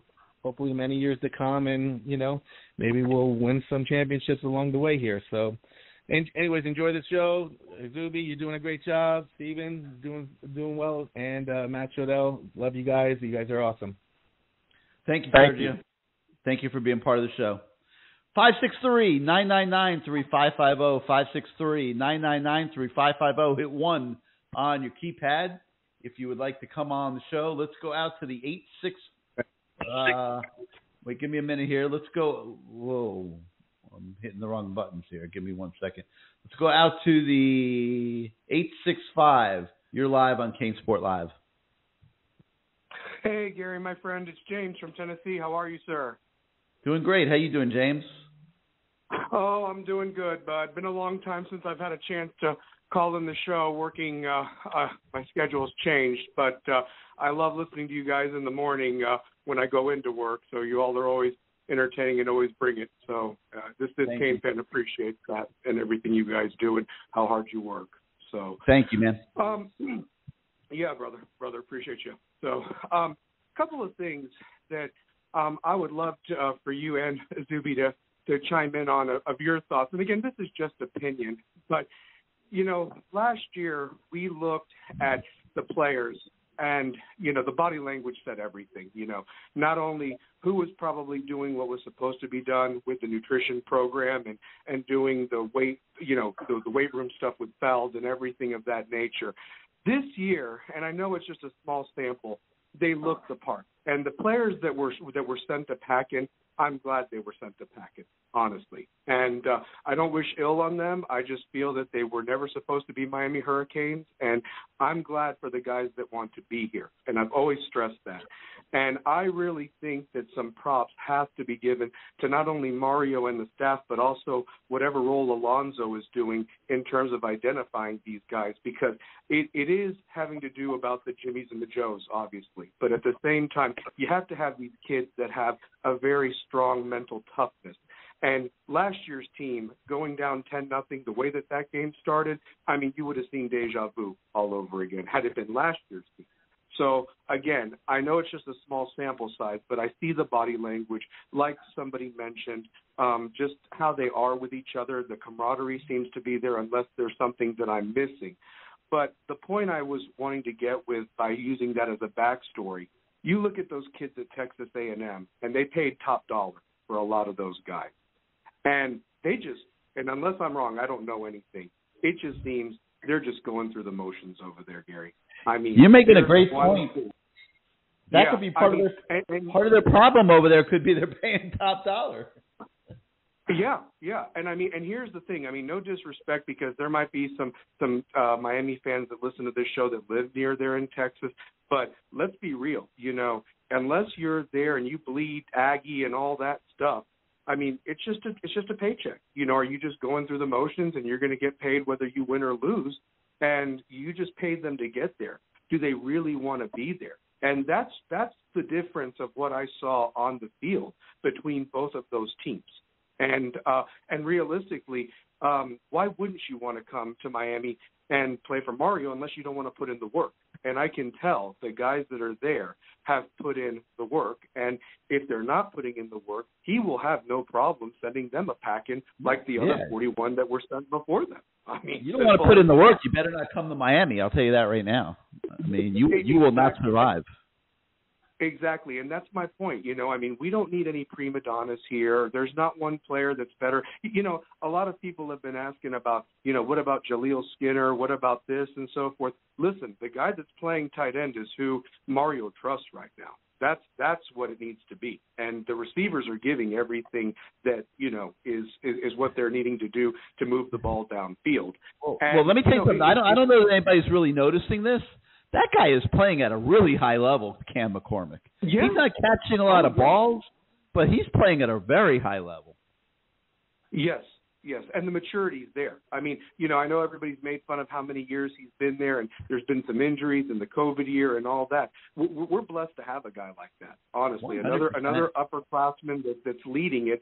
Same with Javion Cohen and that Matt Lee guy at center. I mean, these were – I don't know what they did with NIL deals for any of these guys or what have you. I know they stepped up on NIL deals. Javion Cohen and Matt Lee got very well taken care of. Yeah, absolutely. But, the one thing that, and again, I know that we need to take it one game at a time, but the truth of it is, you have said this before, Gary, this is different from, I know a caller a few calls ago mentioned the Notre Dame and the Fool's Gold. Let me tell you something. That team, of course, had the turnover chain and all that, but that team had a lot of injuries by the end of the year. They had a senior class that really weren't the most talented, but they had heart, and they gave everything they did, and they just ran out of gas when they went to Clemson. They didn't have much left in the tank, and then the Orange Bowl was the Orange Bowl. But then you lost those guys, and then you saw a dip in what happened with who was left. And so I think it's different now because it's all about the culture. And I say that, Gary, from a standpoint that, again, one game at a time. But are you going to sit there and tell me that with the exception of Florida State, Clemson, I'll throw North Carolina out there, and I might do a maybe with the North Carolina, but the defensive front of Texas A&M, would you say is better than any of the teams left that we have on the schedule? I'm not talking about other positions. Obviously, there's better quarterbacks we're going to be going up against, but I'm talking this offense that we're running against the defenses that are left these next 10 games, honestly. I have not. Izubee, you've kind of looked at some of these teams a little more than I have. How would you answer that question? Can you say that one more time? He wants to know about the defensive lines at Carolina, Florida State, Clemson, and how they compare to Texas A&M. Yeah. So I would have to say Florida State is arguably going to be the best defensive line Miami plays due to the fact because obviously Texas A&M was very big. They're just big guys, didn't move very well like we saw off the edge, didn't bring too much pressure. Most of the pressure came from the interior. Florida State and Clemson, I would say, are the two best with Florida, kind of taking it out with that. First off, with Florida State, we have to start off with Jared Verse. He was projected a first-round pick last year and decided to come back, and they have Fabian Lovett in the middle. He's a transfer from Mississippi State, a very, very big, powerful guy. And they're really deep. Miami has a deep defensive line, but Florida State has a very, very deep defensive line.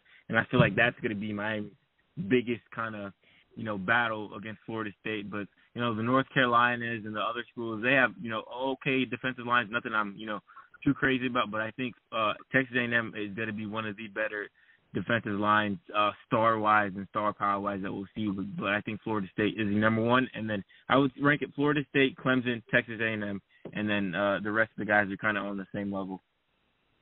Gotcha.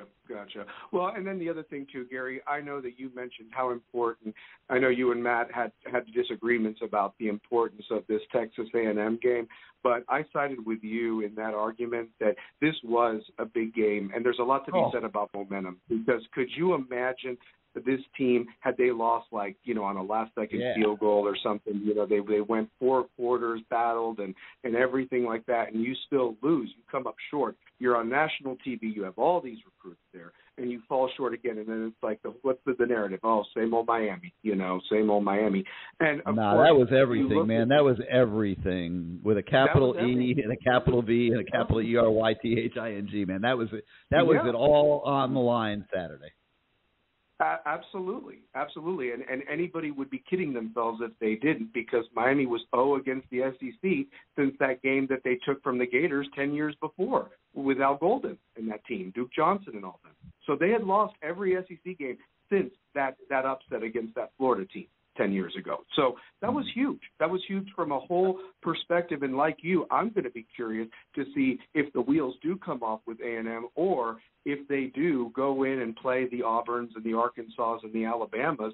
And if they compete and even win those games, that really will Miami, And I also think that Miami really we got it rubbed in our face last year by a bunch of teams, and the players that are on here and the recruits that were in the stands for that, I think that there's something there that there's a lot to be said about wanting to impose your will and punch somebody back, and they're going to have an opportunity to do that. And the game I want the most is North Carolina. I mean, I'm tired of losing to Mac Brown.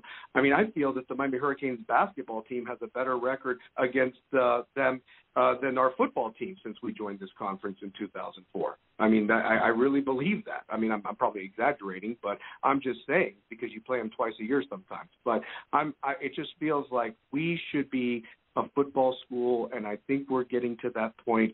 And again, it's a lot to be excited about instead of what was miserable last year. And I can't even imagine how you guys had to spin it covering it. It was so miserable to watch. You have no idea what these last 20 years have been like. I mean, you have no idea.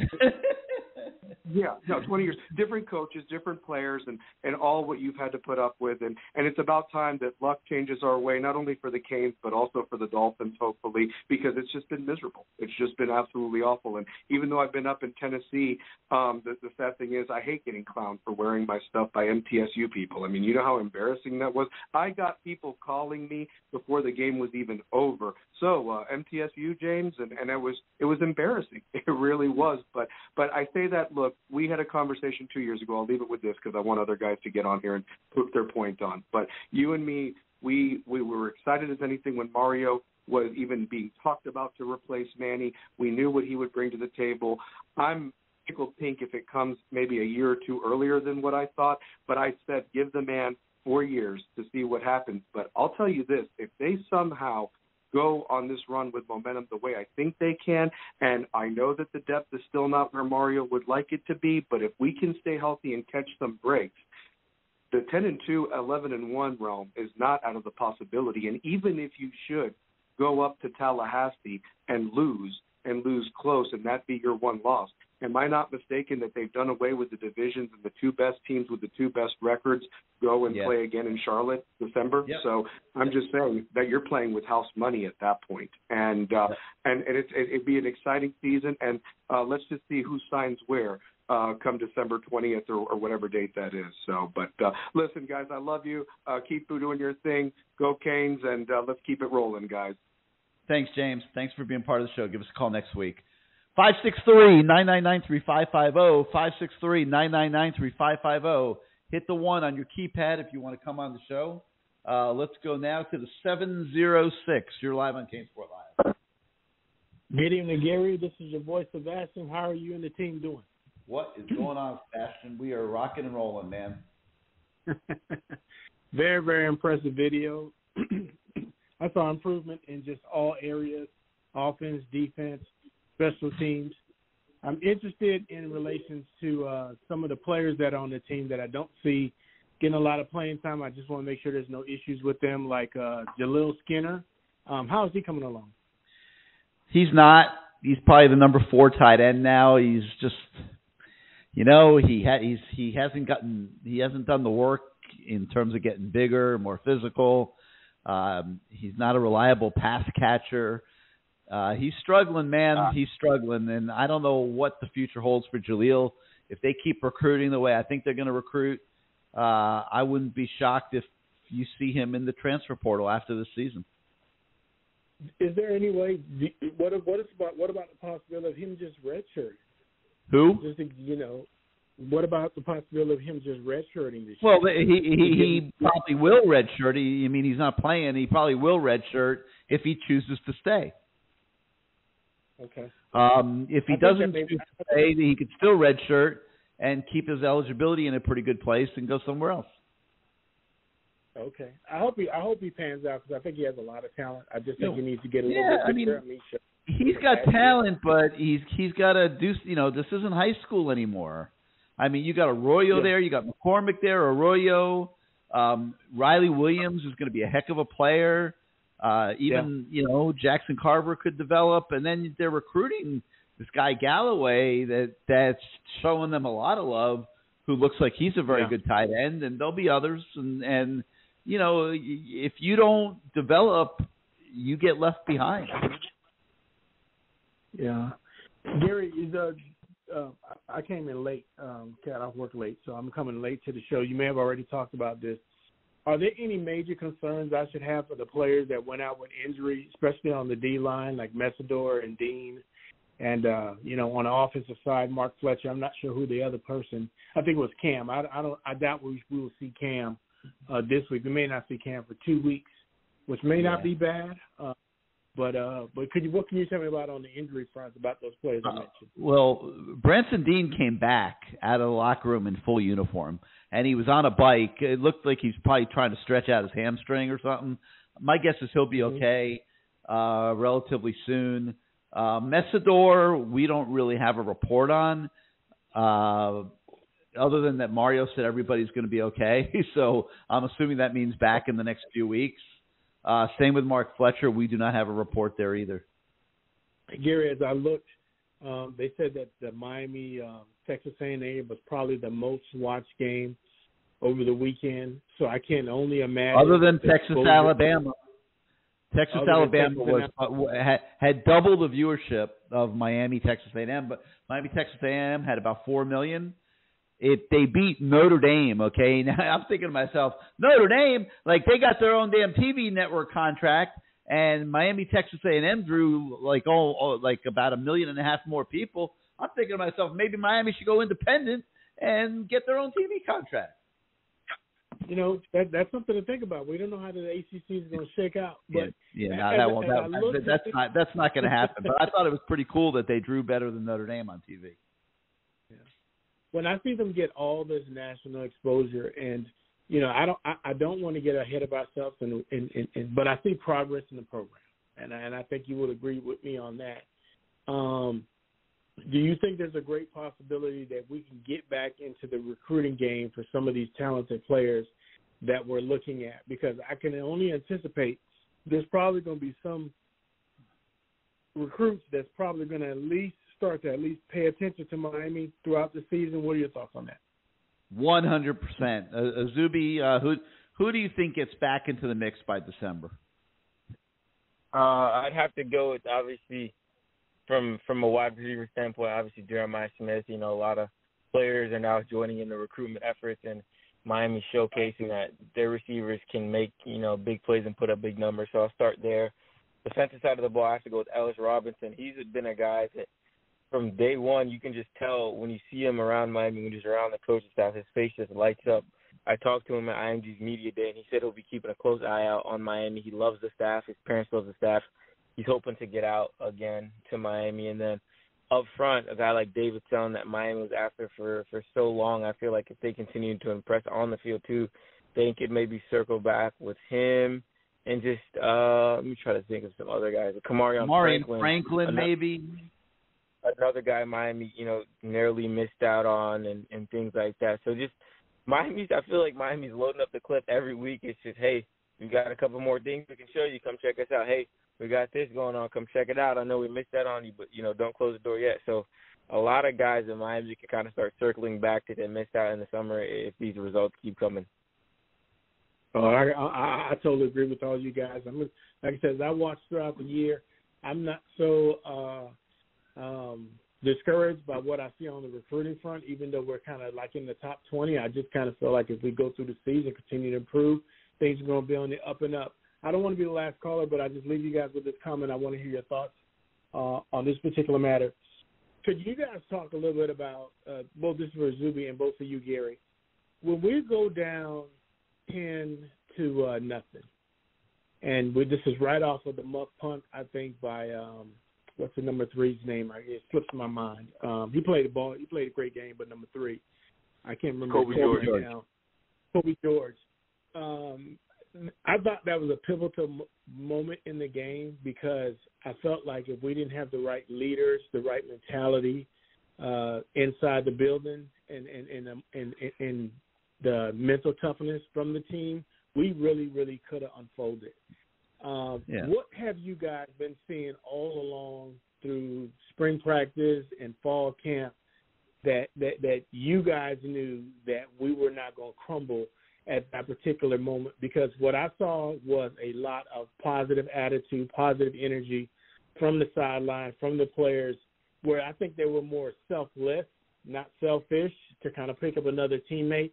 And I really thought that was the biggest moment in the game. Can you guys talk a little bit about that in relation to what have you been picking on from the team that lets us know that this is probably going to be a somewhat of a promising season for us?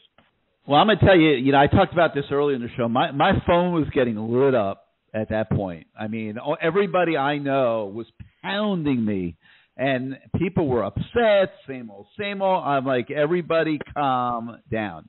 Okay, what I saw was the special teams implosion that everybody else saw. But the other thing I saw is that on Miami's first 2 offensive possessions, they had really bad field position.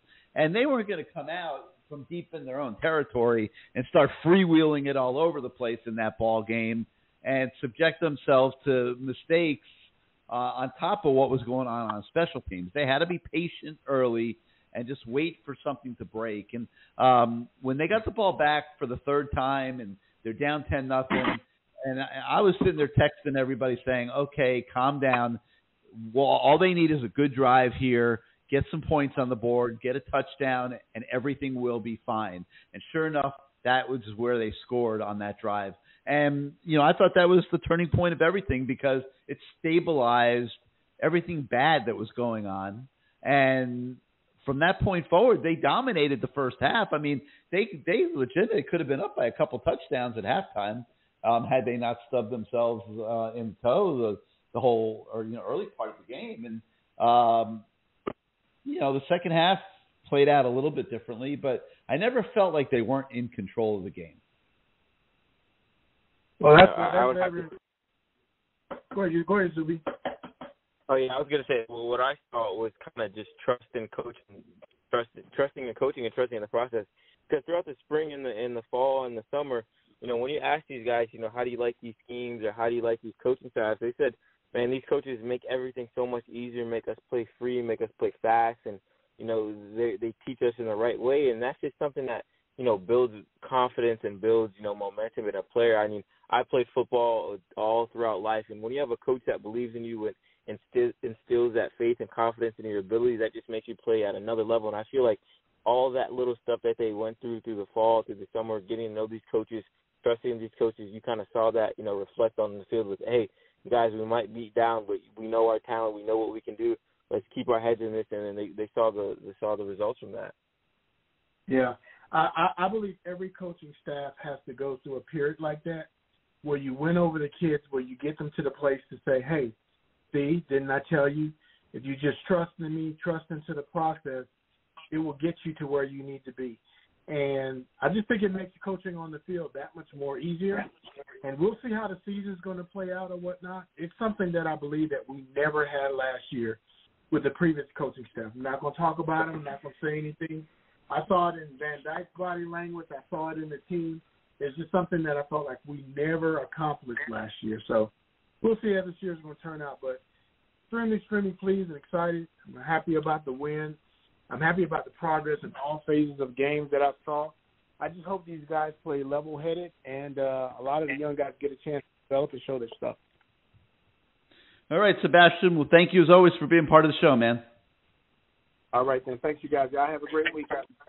Yeah, give us a call next week.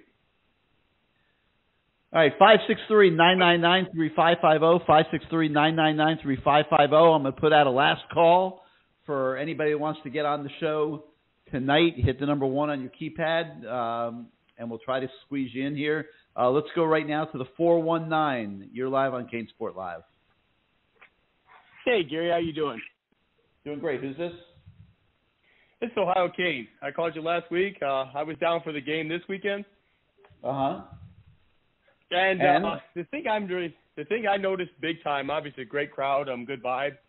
But the physicality Miami's playing with on both sides of the ball. I mean, the thing I noticed, guys are getting blocked on the offensively. You know, they're sealing the edge for the run game. Cam McCormick's been an unsung hero. I mean, he hasn't had many catches this year, but man, his blocking has been just grade A. And you know, even on that kick return, I mean, Restrepo absolutely erased that kicker and opened up that lane for Bouchard to take it away. It just seems like the kids are just playing for each other. And the defensive side of the ball, I noticed the guys are, you know, they're making 22. I mean, was just making amazing tackles. You know, stopping them third and shorts from first downs. The fumble he caused. I mean, just playing ball. And what I noticed even besides that is even when we had guys coming up to make tackles, you had 3 or 4 guys there around the ball besides them. I mean, kids are just flowing to the ball. They're playing physical. And looking at our schedule, you know, I just pray, you know, for health and, you know, no injuries because, you know, looking at North Carolina, I don't think they had the receivers they had. Downs was a really, really good, reliable weapon for them. And I don't know defensively if they could hold up. They look good. They looked really good against South Carolina. But you watch them against App State, and with the way our offensive line has been playing with the physicality, you watch Van Dyke back there with time to throw the football, receivers getting open. In my opinion, there's no reason why we can't play with North Carolina. I mean, honestly, I fully expect if we're healthy, I expect to go in there and win. Clemson, I have to see more of Clemson. I don't know if, you know, the Duke game was a complete fluke or, you know, are they ready to, you know, maybe take that slight decline under you know, finally after years. But the thing I do know watching Clemson is we won't face the Clemson does not have the receivers that Texas A&M had. That Noah Thomas and that Evan Stewart, I think, are much better than what the problem that Clemson will present. But Clemson has players on the other side of the ball that I think present an issue. But the question I had for you guys actually was on the defensive line recruiting. And we just on the 3 guys, David Stone, Kamarion Franklin, Aiden Breland, which one do you think that we may possibly have the highest chance with? Go ahead, Izubee. I'd have to say David Stone with that one just because of the fact of it that his parents wanted him in Miami. I feel like more than he wanted to go to Miami. And I feel like just them showing that this year they're actually taking steps in the right direction. Like every recruit has kind of said these past 2 weeks, seeing Miami actually do what they said they were going to do, you know, last season actually happening. I feel like that is going to start lingering in his head. And, you know, with your family wanting you to go somewhere too, he said he's huge on family. That's his number 1 priority. I feel like that conversation will pop up again. And, you know, Miami's not going to, you know, let up on David Stone. So I feel like there's one of those 3 guys that have to go with David Stone that, you know, Miami has the best chance with.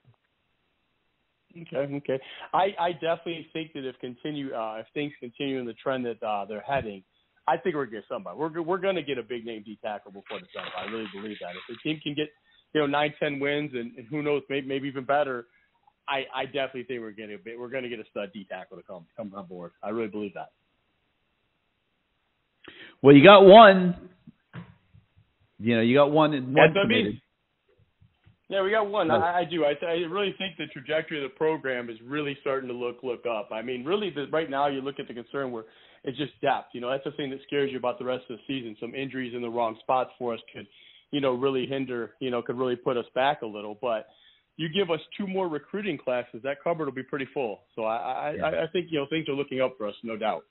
No doubt. And like Artavius Jones was the one I'm talking about that seems like he's pretty firmly committed. He's a very good player. Yeah, everything I've seen, because I didn't know much about the kid. Then I had to turn around and go watch film after everybody's saying, you got to watch this kid. You got to watch this kid's film. And then when I went and watched, I was just like, wow, I started to wonder, is he really that good or is this competition like that mediocre? But, I mean, the kid just looked amazing. I mean, I couldn't believe that they had that kid out there catching wide receiver screens, and he wasn't blocking. I just couldn't believe my eyes. I'm like, that alone impressed me. Listen, when you see a guy that size, he's catching wide receiver screens, and it was crazy. It blew my mind. Yeah.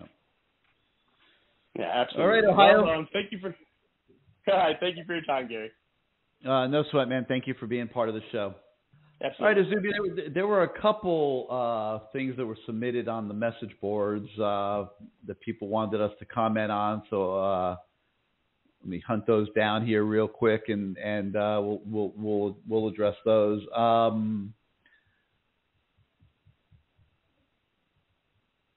Where was it? Let's see. Okay, One for the Thumb wants us to talk a little bit about the return game. And this is a question I've been getting a lot this week. When's Brashard Smith going to be a full-time starter? All right, listen. That was a great kickoff return, okay? Nobody touched him. The blocking set up perfectly. Restrepo annihilated the kicker. It was phenomenal. But that doesn't mean that Brashard Smith needs to be out on the field ahead of Xavier Restrepo. It doesn't even mean that he needs to be on the field ahead of Ray Joseph, who's also waiting his turn right now. Izubee, where do you think that's going? I mean, that's been one of my surprises of the season, that Ray in particular is not more involved offensively. You see those guys getting a little more burn as things go forward? Yeah, no, that kind of switching guys in and out for the punt and kick return is kind of surprising to me, because usually when you watch football, a team has their designated guy that's, this is our return specialist, this is our guy that we're going to put back there no matter what. And Miami's kind of been using different people. I think we even saw Michael Redding return something, if I'm not mistaken, but we've seen a couple of different guys. But it has surprised me a little bit that Ray hasn't been back there. Had the chance to watch him in high school. He was just such an electric player, and he showed flashes of that a little bit. But, I mean, it's interesting and something that I'm kind of intrigued to see what they do with that position moving forward. Because, like I said, usually most schools or most teams have a return specialist, one guy that always put out there. But Miami's kind of going through different guys and experimenting that's not working. So I feel like in the next few games, these 3 games, find your guy, stick with him, and then ride out with him for the rest of the season, whether it be Restrepo, George, Brashard Smith, Ray or somebody else. But you need to find that one guy and keep him back there. How about offense? Are we going to see a little bit of more of Ray Joseph and Brashard Smith on offense? What do you think? I think so, but that's kind of hard. If your 3 main horses are doing their job, the old saying, if it's not broke, don't fix it. Obviously, you love to get, your young guys some touches, some playing time, but I feel like in a game like Texas A&M, when it was such high stakes and, kind of a close game or closer than what we wanted it to be, you can't really say, hey, 2 freshmen go out there and make something happen. We need a big play right now. You have to lean on the guys that are veterans that have been producing throughout the game. But I do feel like in these 3 games leading up to their first, or there's 2 games leading up to their first ACC game, we should see, Ray get a little bit of burn, especially on Thursday. Yeah, I agree. I think Thursday's the day to work both those guys into the offense a little bit and see what they can do. So, we'll see what happens there. All right, guys, we want to thank everybody who called in tonight. Great show. Hope you all enjoyed it. Tomorrow night, 8 o'clock, we got the Lamar Thomas Show on deck. That's always a lot of fun. You got Good Morning CaneSport in the morning when you wake up. CaneSport team is working in overdrive for you guys, and hope we're doing a good job for you. So for everyone that called in, for Izubee, I'm Gary. Thank you once again for participating. We will see you again next Tuesday night. Have a great night, everybody.